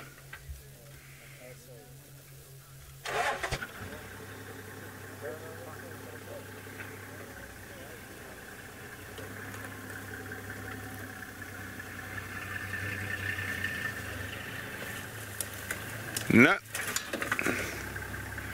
He hasn't spotted the impala. Maybe they're a little bit too far away and in too much of a thicket.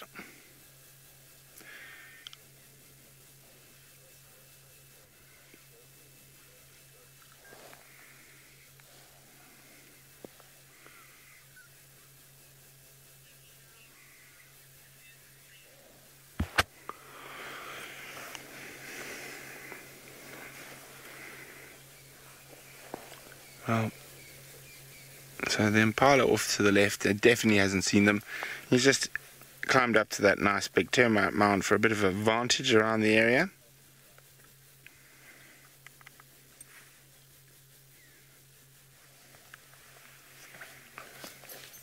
I don't want to move around too much with them not too far away.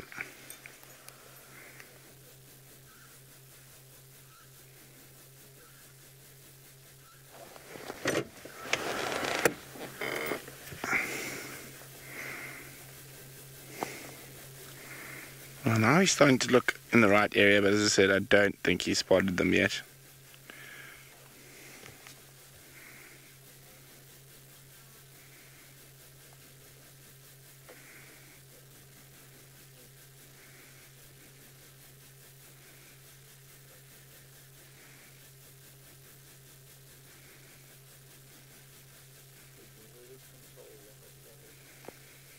It's a very, very beautiful evening to be spending with our little chief. That's always an absolute pleasure, spending time with any big cat, but in particular Hosana. Shanika is wondering, can leopards see further than humans? Shanika, you have to realize that leopards' eyes do not work the same way as a human being's eyes.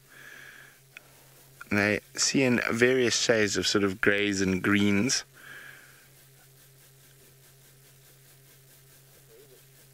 And their eyes are designed to pick up movement. So the way their eyes work is completely different to how our eyes work. So they don't see detail like we do. They can't see sort of finesse. So can they see further than humans? Probably not.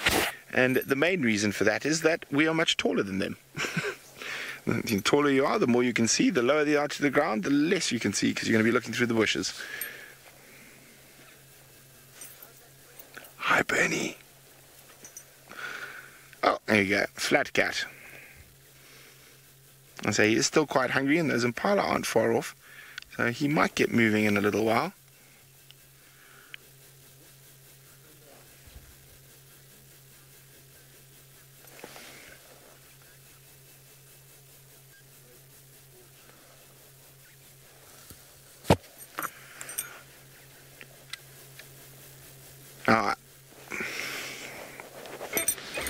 As I just said, leopards see in various shades of green and grey. They do not see in colour. So, no, they do not see in color. Oh, he might have spotted something. There could be more animals moving through. Those impala might move off to the right. Just have a look through there. Can you see anything with the camera, Seb? You're quite a bit higher than me. Not really. No, oh, he's lost interest in that area.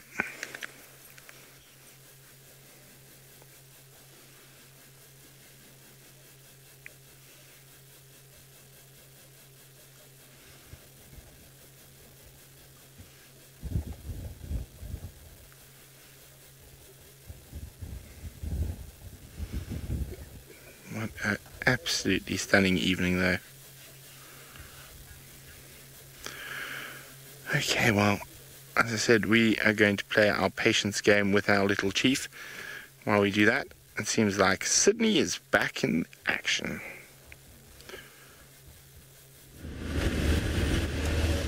So I am now heading much more towards the Treehouse Dam area, because Treehouse Dam is where Tingana was last seen, somewhere around there. I just want to go and check. I was there earlier this afternoon. I saw there is still a little bit of water available, which might still attract some of the cats in the area. I'm going to see what is happening there first, and when not winning, I will be heading to the hyena den later on.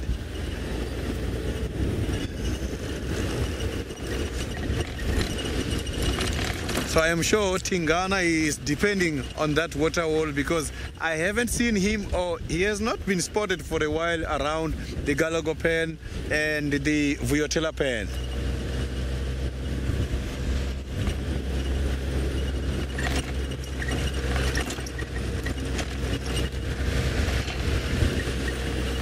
So maybe we're going to be lucky after the Treehouse Dam with the little hyenas there. I've also not been there for a while now.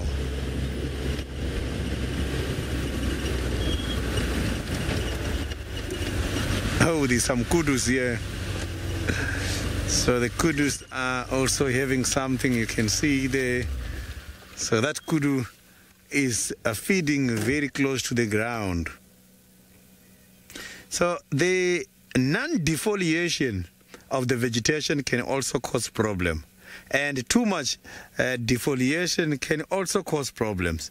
So everything has to be balanced.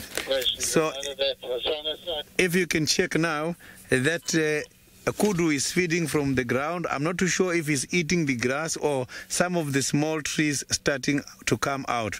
I have seen the kudus eating the grasses before. They are browsers, yes, but rarely they do. Animals adapt when there is challenges in order to have the alternative diet. So the grasses, when they're not grazed, there's going to be a problem. The only challenge is overgrazing. Overgrazing is a problem, and overgrazing is it's not about feeding on everything. Overgrazing is when the animals are coming to feed and then they eat quite a lot of grasses close to the ground. And when it gets close to the ground, if the season is too dry and the grass is going to spend all the reserved energy to bring new leaves, when they come back again and rain is not coming, that is what is going to happen. So it's also linked with the rain, because after grazing too much, rain must come so that the grasses does not use quite a lot of reserved energy. So now let's quickly go and see Hosanna, who is talking at the moment. Well, I'm not sure if he's stalking. He's coming down the termite mound with a bit more intent. I can't see anything. It's the opposite direction of the impala. Maybe it's a scrub hare.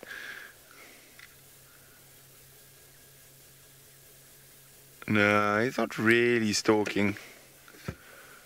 He might have seen something, but it's not showing that much seriousness.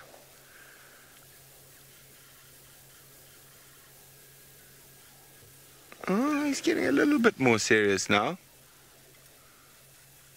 I think it must be something like a scrub hare close by.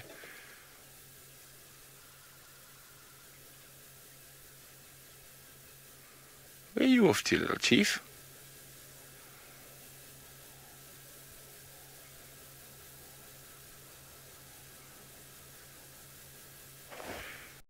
Okay, where is he going to pop out? Behind them. Let's just go forward a little bit.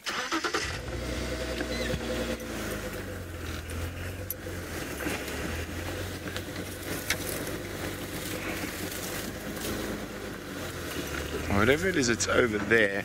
So we're going to do what Hassana did, and we're going to use the termite mound as a bit of height to see what he might have seen. I can't see anything. Can you, Sebastian?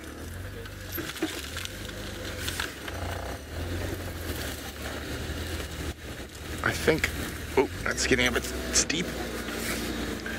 I think you might have been right, Seb. I think there's a scrub hare that's just decided to wake up.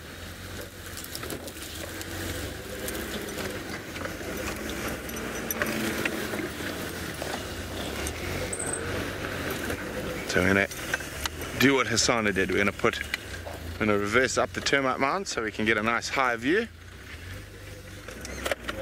There we go.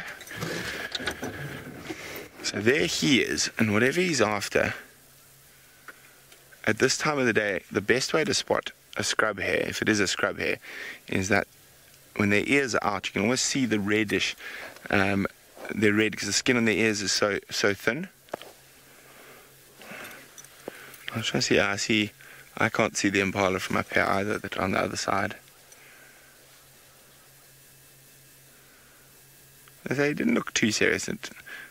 As I think Seb was right. Seb guessed there might be a scrub hare around.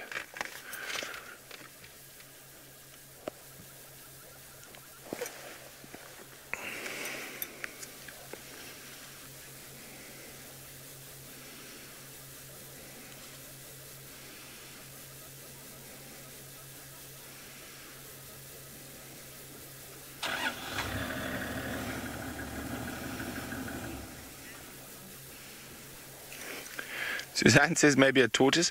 Well, I don't think he'd be this stealthy for a tortoise, Suzanne. He would just bumble up to it and go, "Hi, tortoise friend, I want to play with you or eat you."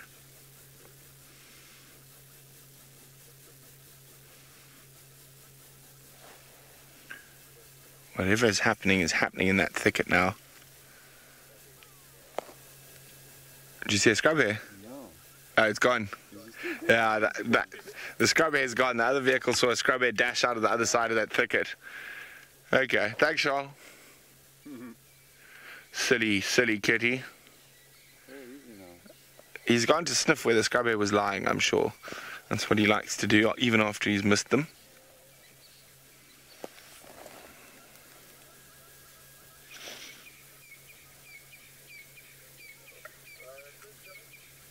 Okay.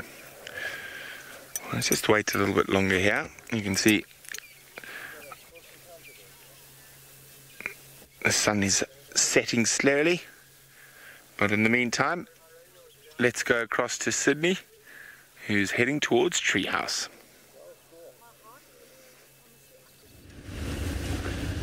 I am not very far away from the tree house at the moment. I'm just about to get there, and hopefully we might find some animals there, not necessarily the predator. Any animal looking for some drink, we might find them, because by this time of the night is when the animals who are going to sleep are having their final drink. And again is the time when those who are going to be operating at night are also going to drink, because they've been sleeping all night long, and now it's time for them to come and have a drink. So I'm just trying to check everywhere around here. Oh, that water is dry now. That water is dry now, which means now the area will only then be used by those big animals who would like to come and do mud wallowing. But I think it's still wet enough for the hyenas to come as well. Maybe the hyenas will come to the area and try to clean themselves there.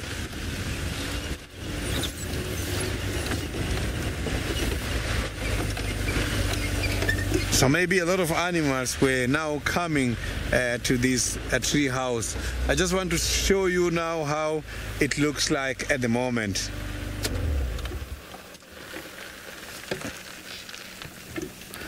So if you check there, you can see that there is only a little bit of water on the left. And that is not too much. And much more on the right, you can see there's an animal who was rolling in mud there. So that is not water anymore. On the right, it's just mud. So there has been some mud wallowing by one of the animals there, you can see. And this might be, maybe the warthogs has been here, because it's not a big gap. Warthogs can also come and do that. I'm sure it was the warthogs during the day trying to cool their body temperatures.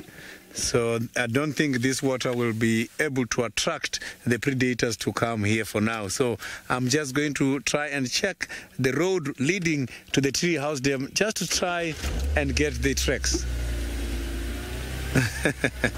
Now is a mud wallow.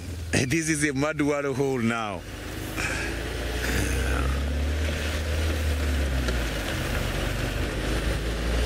So I'm just going to try and check all the roads here.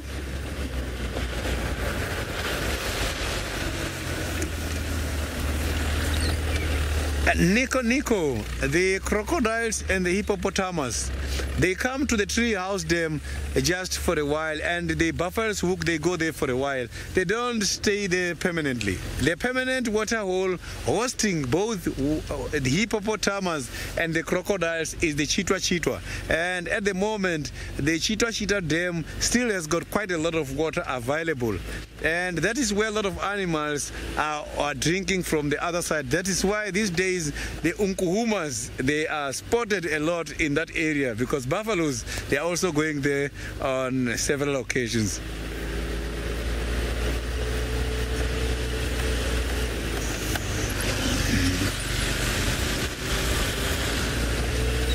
So no tracks yet around the tree house dam. So I'm not seeing any sign. I'm just gonna check this road, making my way slowly to the hyena den.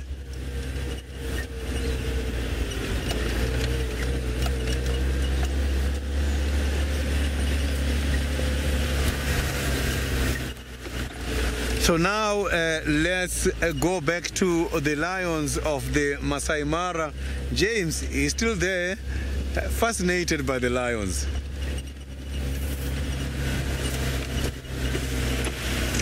Here we are, the cubs are asleep. Wonderful.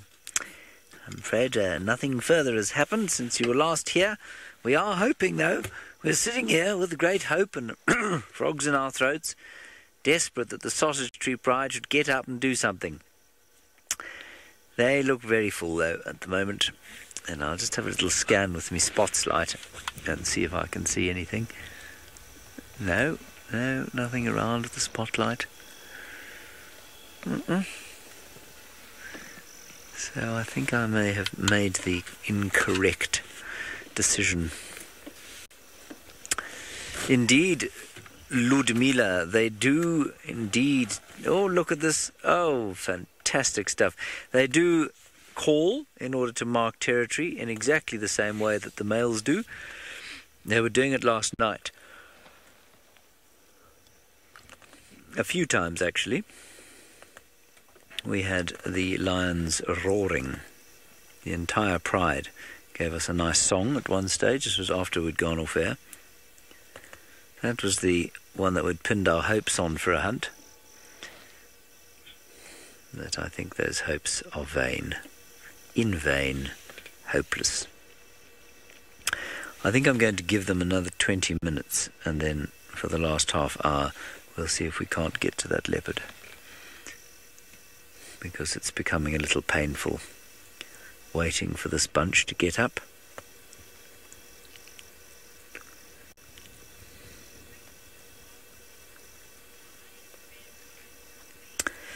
No one's not panting too heavily, so maybe she's a bit hungry. Aussie male lions have manes. The most obvious one is that it's supposed to protect their heads and necks from the attacks of other male lions, because they do fight quite a lot, and obviously the throat region is quite vulnerable. Begs the question why on earth no other cat has developed a mane. A leopard has to a certain extent in the form of the dewlap, which protects the which protects the head somewhat. But no, you know, it's one of the reasons that they have a mane, we think. The other reason is to show dominance and show testosterone. So the darker the mane is, the more testosterone apparently the lion has, and therefore the more likely he is to be selected by a female. Now, more lately, people have started to think, well, perhaps there's a bit of a peacock's tail story to this whole thing. Maybe, in fact, the black dark mane means that the cat will overheat more readily than a small-maned or light-maned male, but because he can cope with this, he's got pretty good genes, and therefore they're worth sort of receiving if you're the female. So much like a wider's tail or a peacock's tail makes them vulnerable to predation and therefore demonstrates their fitness to females, so perhaps the lion's mane does the same thing. I'm not really sold on that, but it's possible. It could just be advertising to the females, which in turn could make them slightly, I suppose, it's advertising of testosterone levels, which would make them more attractive, and that might be the sort of driving force behind the selection for darker manes. But those are just a few of the reasons that lions have manes. It just, whenever you say an animal has something that gives it some sort of advantage, such as, well, they have them because they fight. Well, there are a lot of animals that fight that don't have manes. Maybe they don't fight as much as male lions do. Maybe the fact that male lions often fight in groups means that they can't defend themselves quite the same as, say, a hyena would. Huge action there. Oh, wonderful. So a hyena, when it's set upon by an individual or two, no, in fact that doesn't work either. That's a ridiculous thing I've just said to you. Please ignore it entirely. Delete it from your memory banks. I've just sat on the radio. Sorry about that, Megan. So those are the reasons. And of course, a lot of our theorizing around the adaptations that animals have, possibly, well, most often they are wild conjecture. Sometimes there's some good research that goes into those things. Very little of that research ever makes it into a guidebook or textbook. And so, a lot of the stuff that we talk about is not necessarily scientifically proven or sound. It's the best theories that we have to fit the behavior that we look at.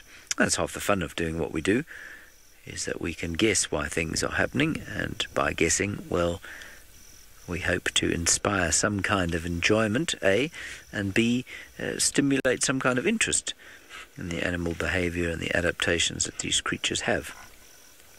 These current creatures are adapted to not much other than being in a coma.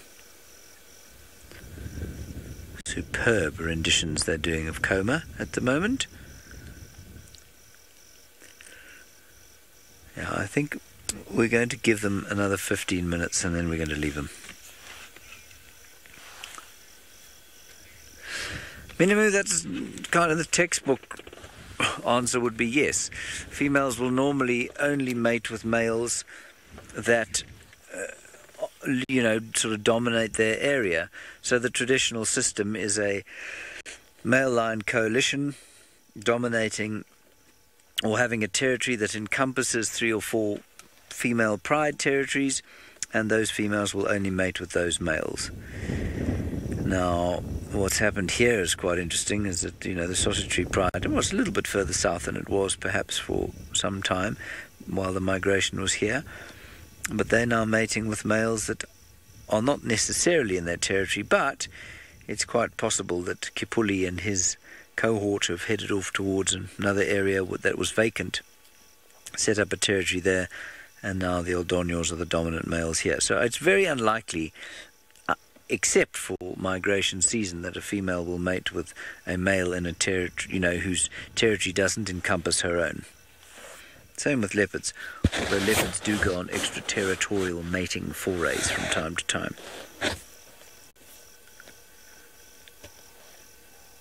I can hear the canoeing of the gnu's. It has not inspired any form of interest in the Sassar's tree pride. Not one of them has looked up. Nope. Yeah. Not even the cubs have bothered to wake up.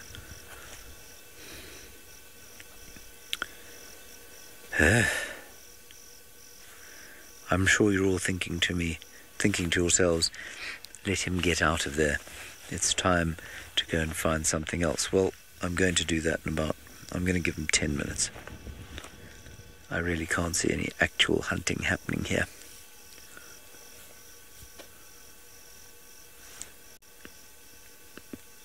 It's quite a quiet night, not a lot of sound around here. A few crickets going cricket, cricket, cricket, cricket. But otherwise pretty quiet, and there is, of course, the canoeing of the canoes way off towards the south. They were so close by all afternoon. I really held out hope that there'd be some hunting, but that hope has been in vain. Alrighty, we're going to give these guys 10 minutes and then move off.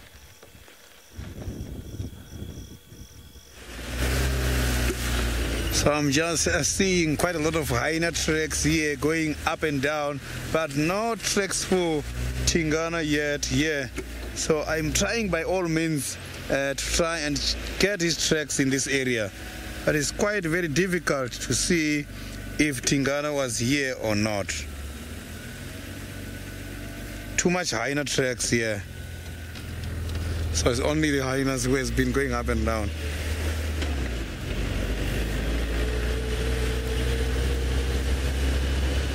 He must be somewhere in this area.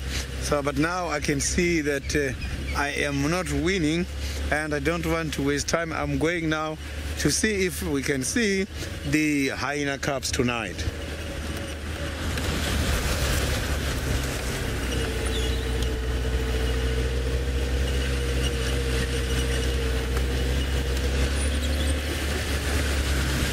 There is no sign of Tingana at all here.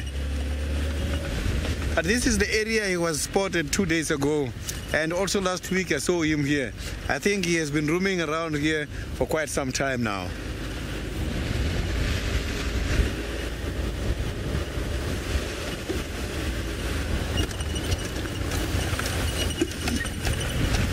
Maybe he was having something to eat here a few days ago. We might start to see him coming out soon. There is quite a lot of big termite mounds here in this area. So now let's go back to Hosanna with Brent.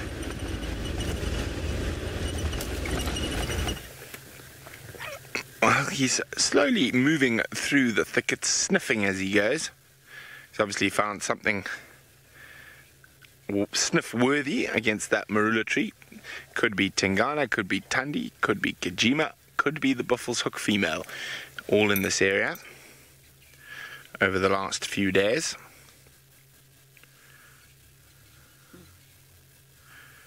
And having a good sniff there, a proper sniff.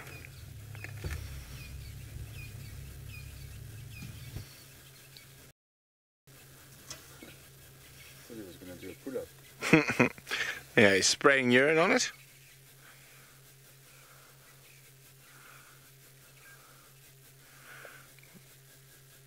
He's really liking the smells around there.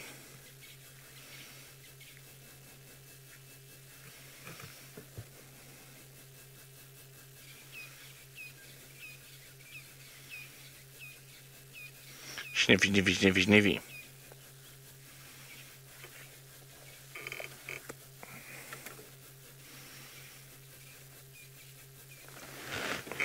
I was hoping he might. I thought he was going to keep moving towards us, but something has caught his attention. Oh, you can hear a hyena in the distance. Ooh.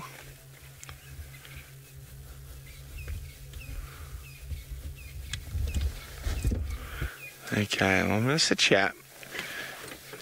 I think he's going to move again. So, don't want to go bashing and crashing too much. Let's just try and move a little bit so Seb can get a snipe through the thicket. Where is he? He's through that little gap there. Got him.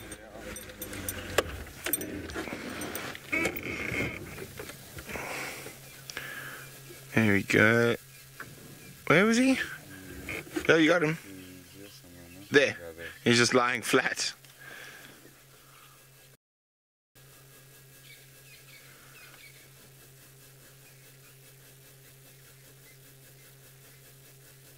Enjoying all the smells about there.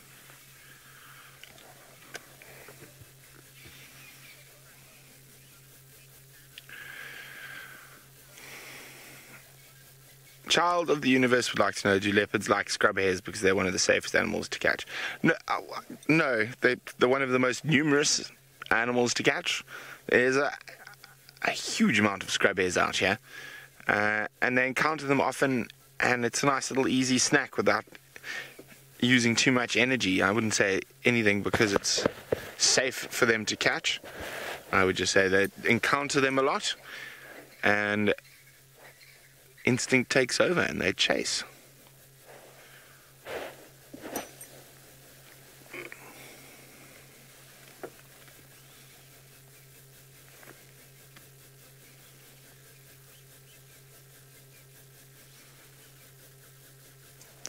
I wonder what he's very interested in the smells over there.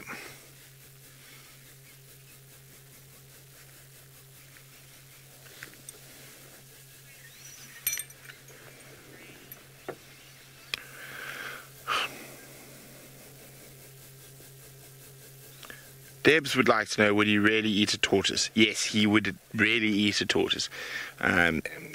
Quite happily eat a tortoise or a terrapin or a monitor lizard or a lizard or a grasshopper or a termite. They're incredibly adaptable cats, and if they need to eat, they will eat whatever they need to survive. When he was younger and his mom disappeared, he ate a lot of terrapins out of all the pans.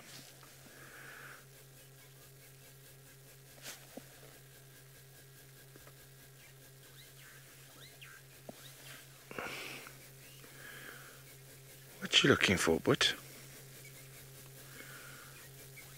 Come on, come this way now. Enough fooling about over there.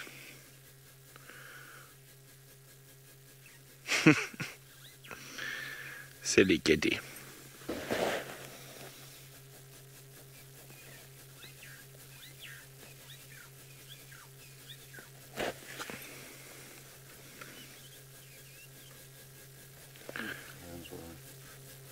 Yep, lions roaring to the north.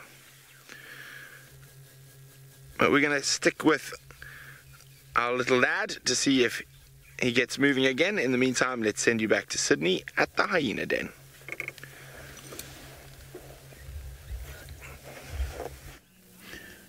So you can see there we've got a cub now coming out. This den has got a double barrel. I'm not too sure if these hyenas deliberately have done this so that they can have an emergency exit. So this small one, there's a big entrance at the back, and there's the small one which is for these cubs going in and out there. But they're broadening it. A few days ago it was not as big as today.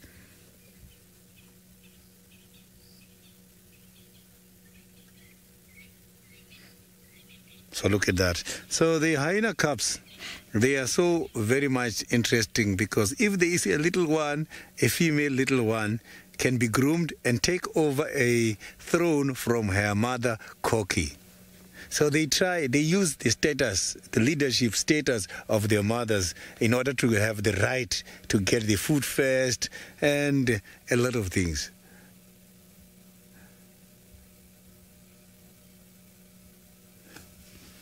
So you can see this little one is looking at those adults there who are just lying down. I think there's two adults at the moment. Maybe one of them, the adults, just went out in order to look for something to eat. So what I like about hyenas is that they don't eat everything and finish there outside. They think about others at home. They bring the food home and eat with the others, which is a very good social structure. imagine that is happening under a leadership of the female. Earlier on, we have been with the elephants who got the very same kind of a matriarchal structure where the female is dominant. Here as well is the same. The males, they are the lowest, they are on lowest ranks. They don't give orders here.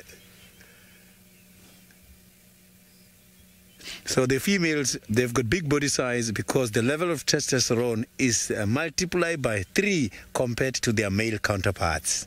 So that's why the males, when fighting the females, males, obviously, they lose the battles too much. But that has been done for a purpose.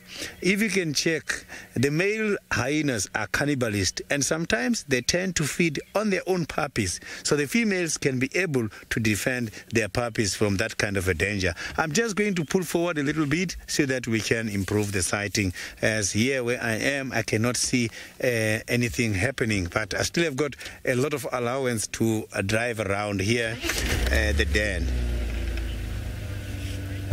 So now, while doing that, let's go to Hosana, who is relieved at the moment as this clan is the one giving him tough time.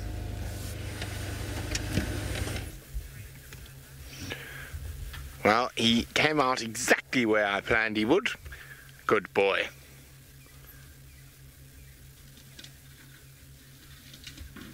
He's going to go up the next termite mound. Not all the way. I think he might walk onto the road this time. Hey, mister.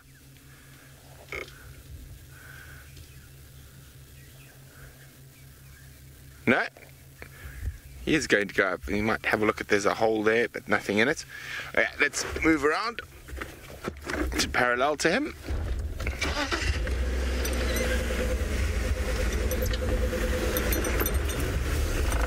Oh no, he's not hanging around on top of that one. We're moving again.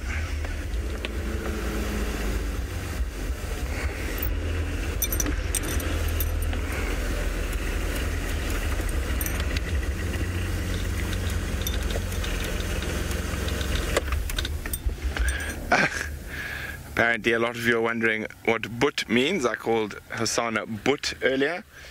I think you should ask James Henry what but means. I'm joking. It's the Afrikaans, I would say, colloquialism for brother. Boetie. Broeder. But. Brother. But you can also use it when you're talking to your friends. Hey, but what's cracking? Hey, Chana. Lots of funny little South Africanisms. Okay, let's keep up with the little chief. He's heading towards Quarry Pan. There's no water there.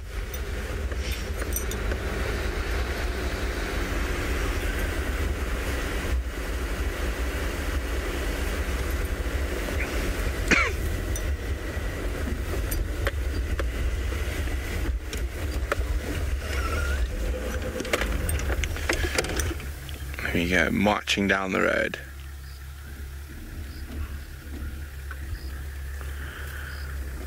Off on his evening patrol. As I say, I think he's going to hunt. And we're just going to let Charles go up ahead of us. So we've been following right behind him. It's now the other game drive vehicle's turn.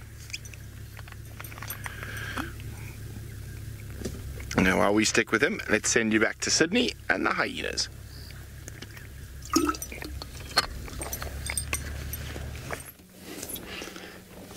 So you can see that now I have got Cookie and a cub who is drinking at the moment, and this cub has been drinking since our arrival, unless the cub is just playing with the mammary glands there. Look at that, trying to get some balance so that she can be able to exert some power in order to pull for a lot of milk there. So since I have been here, I haven't seen the head of that little one. Look at that. See, now the little ones, to them, this can also form part of their play.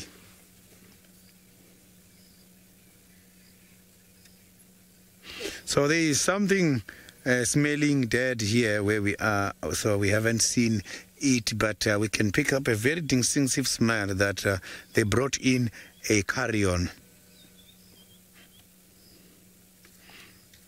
So they want to eat from closer to the den.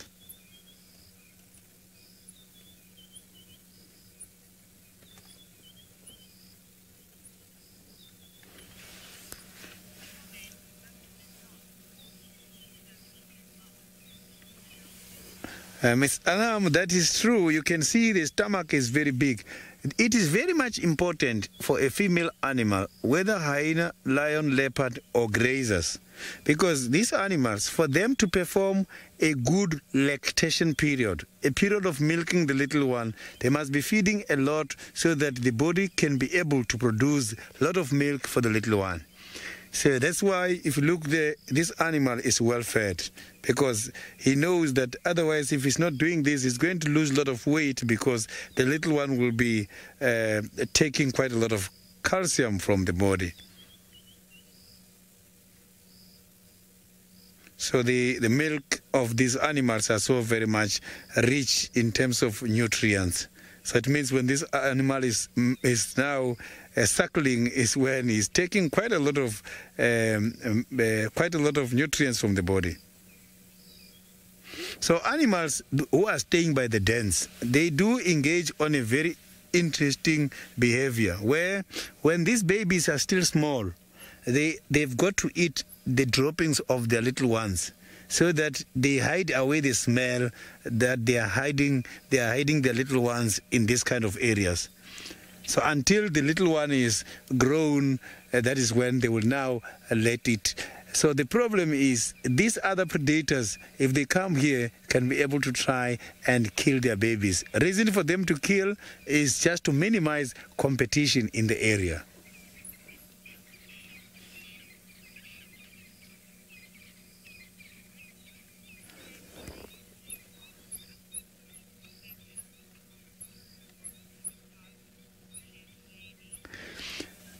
Chef Lady, I am not sure if coccy's infection can be able to pass the diseases to the little one through the milk. But yes, some of the animals, through the milk, they can be able to pick up some of the diseases. So if you can check, for example, when Cocky is licking herself now, and the little one is coming there and is licking where Cocky was licking, if Cocky is suffering from something such as rabies, I'm just giving an example. So it means it's obvious that Cocky is going to pick up that kind of a disease. So the chances of the little ones picking up diseases from their mothers are very high because they've got a strong social bond.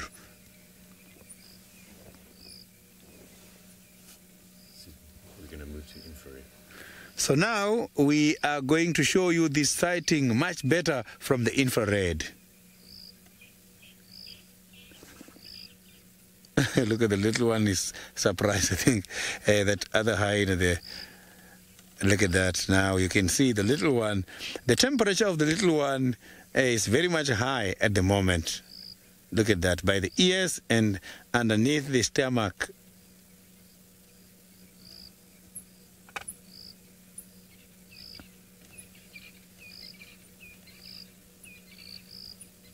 So I just want to see what this little one is thinking about to do now there. So the little one is trying to eat some of the sticks.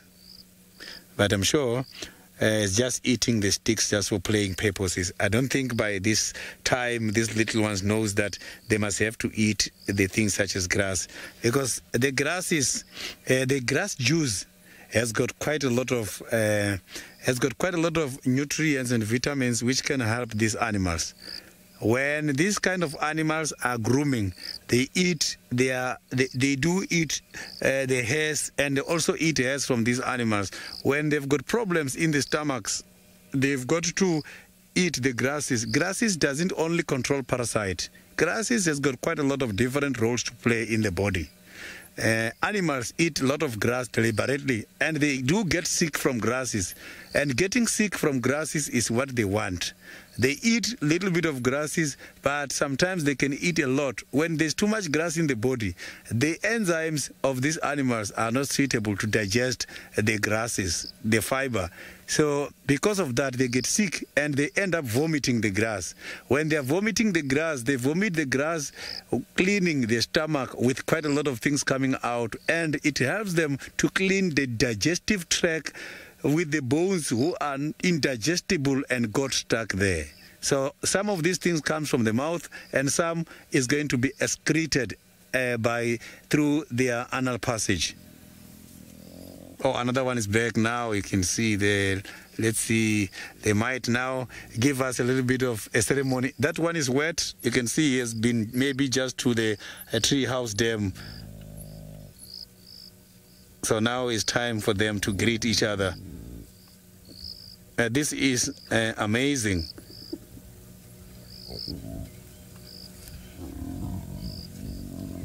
The little one is also following there.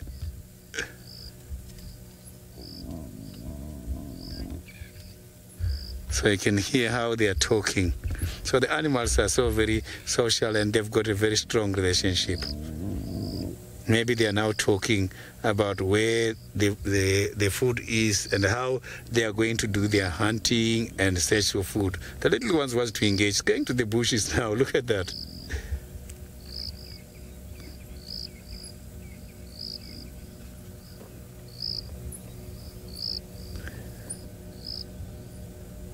So you can see the little one now there visiting the hyena, just got back now and wanting to circle, and that one doesn't want that.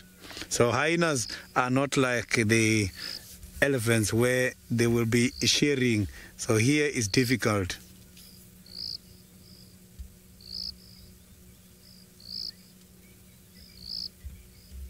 So the hyenas, if one of them has got little ones like now and dies, chances of the little one to survive, they are very much low, because the other ones don't really take over and nurse that little one. So they normally only milk their own ones.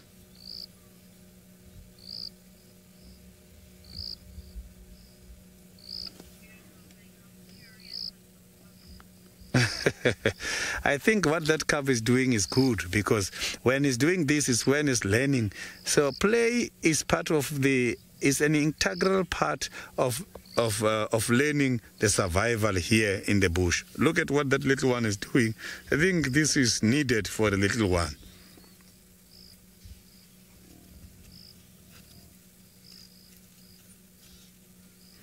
So you can hear how they vocalize. This is something unbelievable. So the other little ones who are much older than that one, they are hiding. But the little one is curious, is outside. The other ones just went back to the den just now.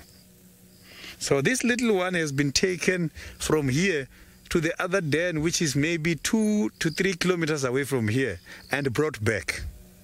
So these animals, for safety reasons, they do take the little ones to the other dens. Like now, after staying in this dam, they are going to check if there is too much fleas infestations. They must have to move them, and also to avoid predation as well. So they are very much nomadic when they are having babies. So now let's go to Hosana, who is now busy looking for a dinner. He was very, very close to a steenbok. We can't see where the steenbok is now. It's somewhere just to the left of him. We had a glimpse of an eye earlier, but he's very, very close. It looks like he's about to make that last final pounce. Well, almost. He's been zigzagging through these thickets all afternoon.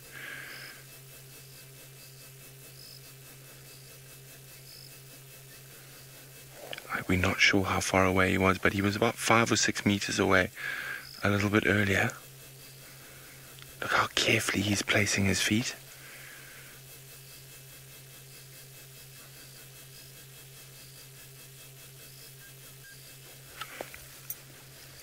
This is very, very exciting. And he's still stalking. Stay and walk.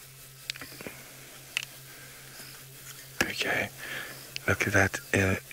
It's difficult to see, but it looks like he might be bunching his muscles. Of course he's going to go behind those thickets. Hopefully, Seb's doing a fantastic job just picking up on his movement through the bush.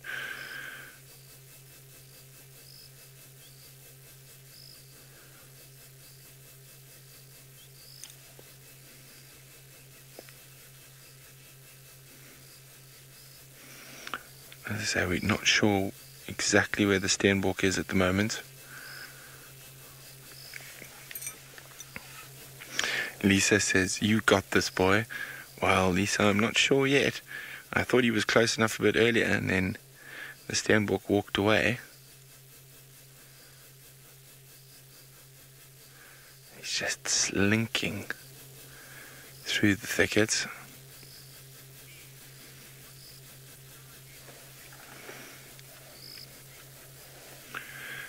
Debs says, how patient are leopards? How long would they stalk the same prey? Debs, it completely depends. You still got him, Seb? Yeah, I think we're going to have to... Oh, he can't really move now. I'll just check to the left a little bit there.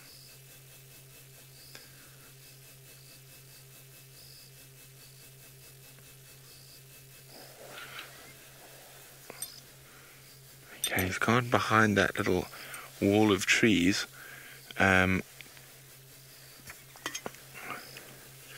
I'm just going to move ever so slightly just to try see if we can see him again.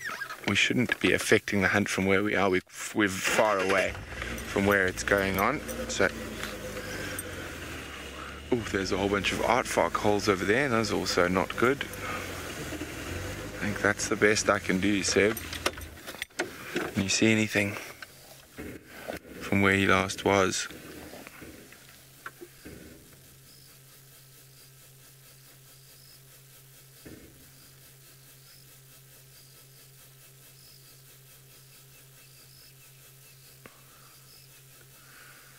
We have lost him. Let's just check off to the left.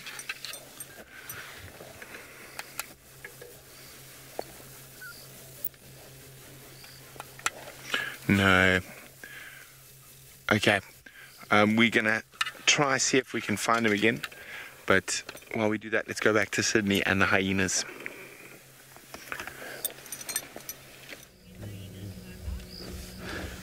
I've got the little ones are now playing. Those ones are now pretty little ones who are out now playing. And then the other one for Koki has just gone to the other side. Look, that one was just trapped in between the legs by the adults.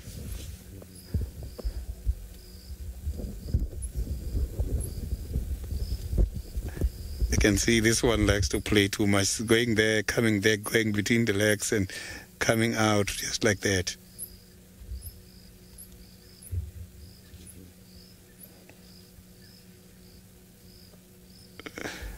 So the other ones I think are also coming. Oh yeah, now here comes Cookie's one. So Cookie's one went from the big entrance and come out by the small one. So now let's quickly go to James, who's got something right in the bush at the moment.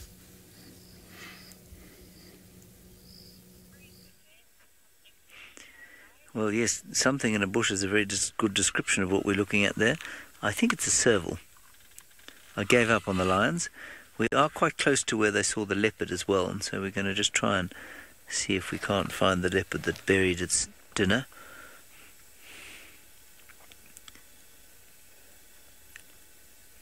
Maybe a mongoose. Serval here are normally very confident, and so to see it sort of skulking there in the bushes is a little unusual.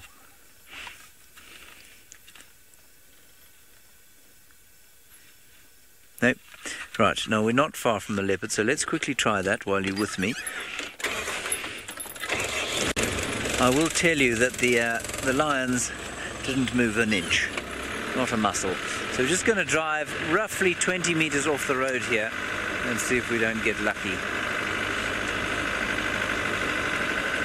Try not to wipe ourselves out. Oh, oh, oh, oh. Now I was under that bush there. Amelia, I think most mammals have eyelashes, yes. I don't know if, I think birds have eyelashes as well. I don't think, do reptiles have eyelashes? I can't think of a reptile with eyelashes necessarily. Of course insects I don't think have eyelashes, or any invertebrates. I'd say mammals and birds have eyelashes. I'm not sure about anything else. Should just have to get over this little hump, which will probably plunge us into a big ditch and we'll never get out of it. A couple of rocks and things. There's a little tree over there that apparently he put it under. We're not far, so let's just go and have a look-see. It'd be very nice to have a leopard and the Marcy Mara. Oops, that's the wrong gear.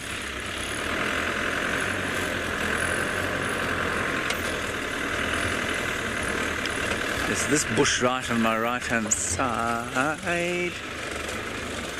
It is... Oh, hang on. Wait a sec. Sorry about this. There's a bit of a rock field here, but there's a way through.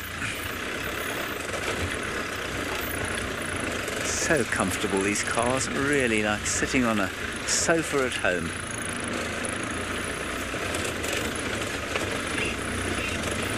Right, apparently it was buried in there.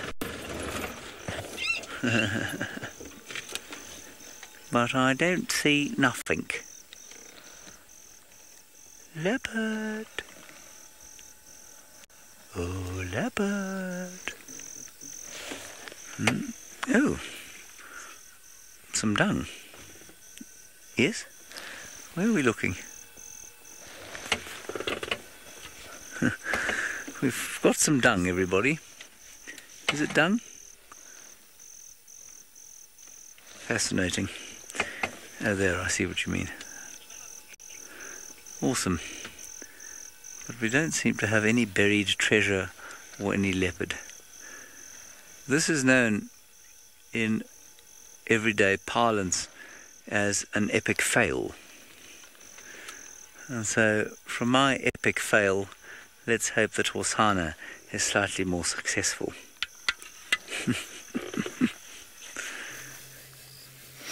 No, unfortunately not. While stalking Steenbok, he got spotted by Impala.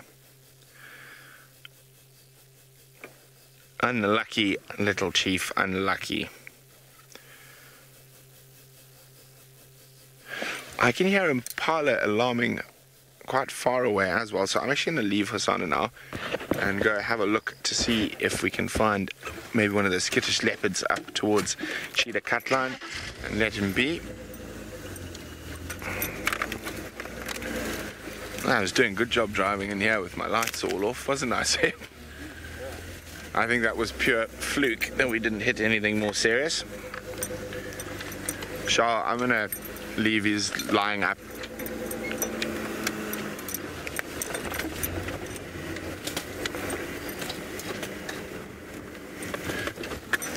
So if you go in where I was, he's just about 50 meters from where I was parked to the east. He's just lying there. I'm going to follow up on those second set of Impala calls, sound like Cheetah Cut Line, Impala alarms. Okay, well, I try get my way out of this thicket. Let's send you back to Sydney at the hyena den.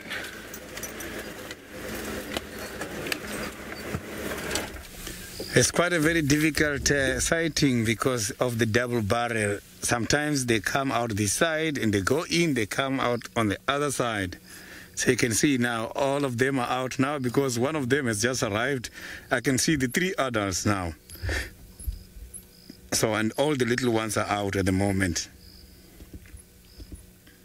But the most active one is Koki's one. The dark one is the one who has been showing us everything since we have been here. She's not getting tired. So the adults are now vocalizing and chasing each other, and the little ones are so inquisitive. Instead of them running into the hole, they are coming out to see what's happening. So you can see that the little ones can be vulnerable because of wanting to see what's happening outside.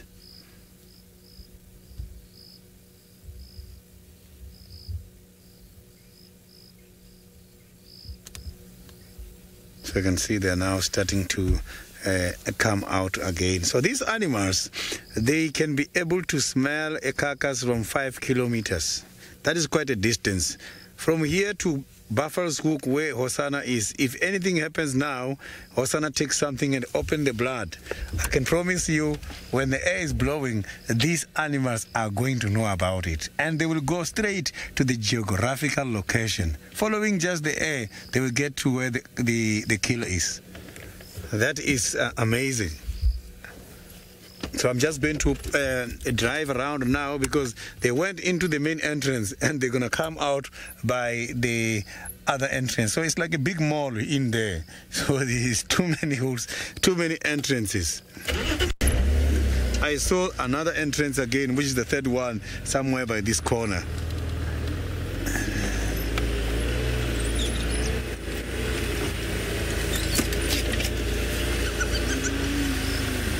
So these cubs are so cute. So you can see they're all now coming back again here.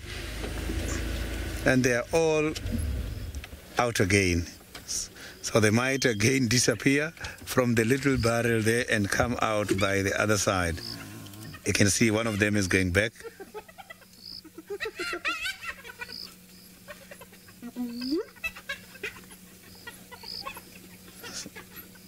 Something is happening there. You can see that there is some orders given.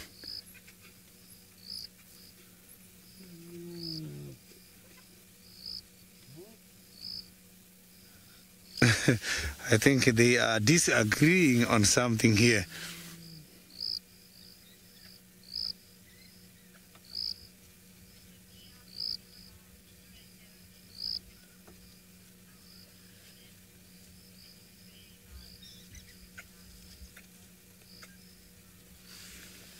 I can see there is quite a lot of movement at the moment. So these animals are just playing right here next to me. It's difficult for the camera operator to see them nicely because they're just playing, coming towards the vehicle at the moment.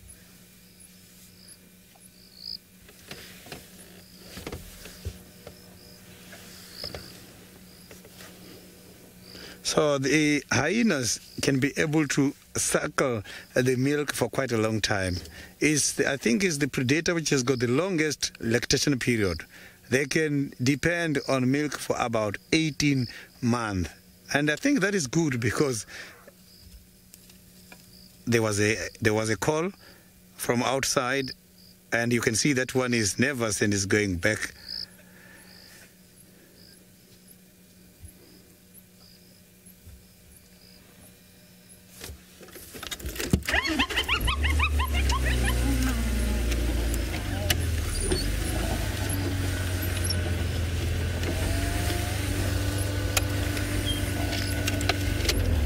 So I can see here is much more better for the sighting, as I heard something from the bush making noise and the little ones, all of them ran into the hole. You can see the big ones are now scanning what is happening here. They are checking everywhere. It was an unusual sound. I can also not tell what that animal was. One is going that side, and this one is coming this side. So the little ones are so very clever because that little one for Koki is the one who picked up the noise first and ran away. You can only see the ears there.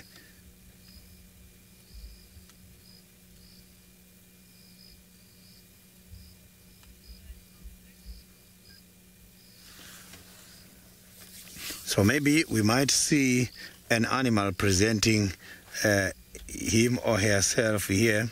You can see now the investigation is starting. They are sniffing the ground just to check if maybe none of the predators were not here during the day. And they are now checking what is happening in the area.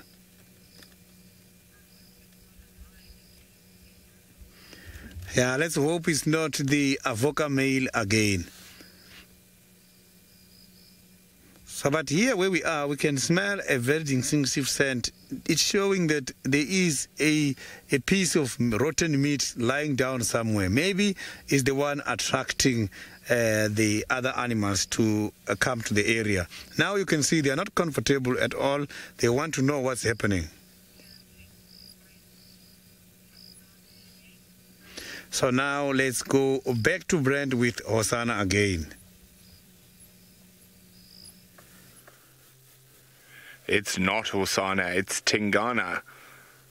I left Hosanna. I think it's Tingana. Yes, it is Tingana. But this is now the 5th leopard in the last 48 hours in this area. Now, these impala were alarming, but they weren't alarming at him. I think Gajima might have been around here. So we found some fresh leopard tracks and dung on cheetah cut line near that kill site. Just need to find a gap through this place. It's quite thick here.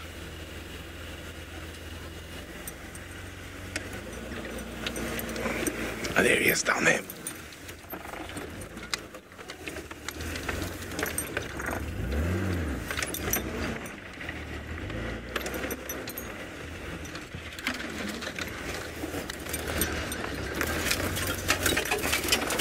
Okay, hang on guys.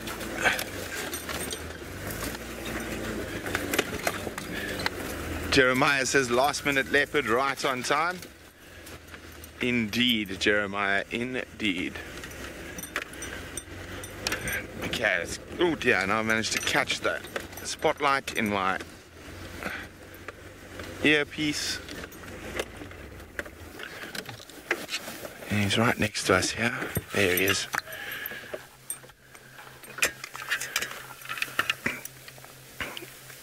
No, I think he, like me, was attracted by those impala alarm calls. I affirm Tingana, but I don't think he was what the impala were alarming at. I think he's come to investigate like we have.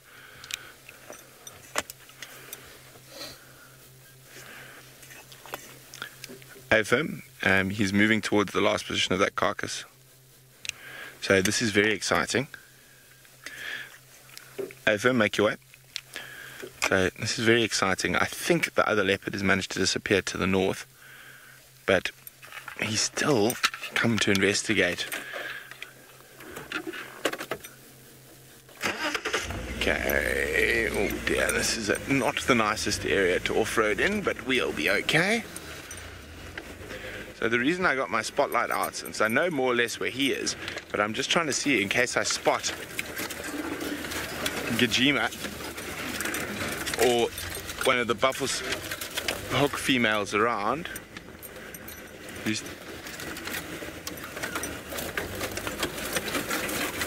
Where'd he go? Oh, he's gone straight off-road there.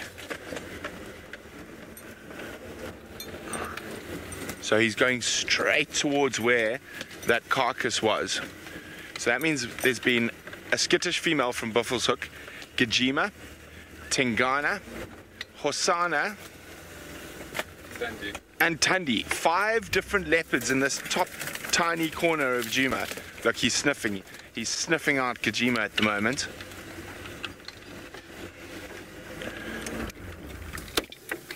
Look at him. He's looking for a fight. But unfortunately, we saw Gajima's tracks go across to the north. So I think Tingana is probably going to follow those tracks.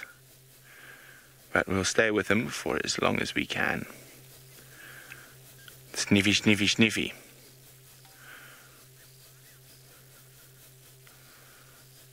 Oh, what a lovely drive. 2 different leopards. lots of hyenas, elephants, lions in the Mara, and a leopard bush for James Henry. If James has forgotten what a leopard looks like, he should just watch our sections of the drive today. Of course, I wish James the best of luck on his travels. He's going to be coming down to Djuma. He's going to be arriving on Thursday. Jamie and I are going on leave tomorrow. But we will be on. I'll be on morning drive tomorrow. Jamie will be with the trainees. But we will see you again shortly. But I'm sure you're all looking forward to James getting back to Djuma. So from all of us here, bye!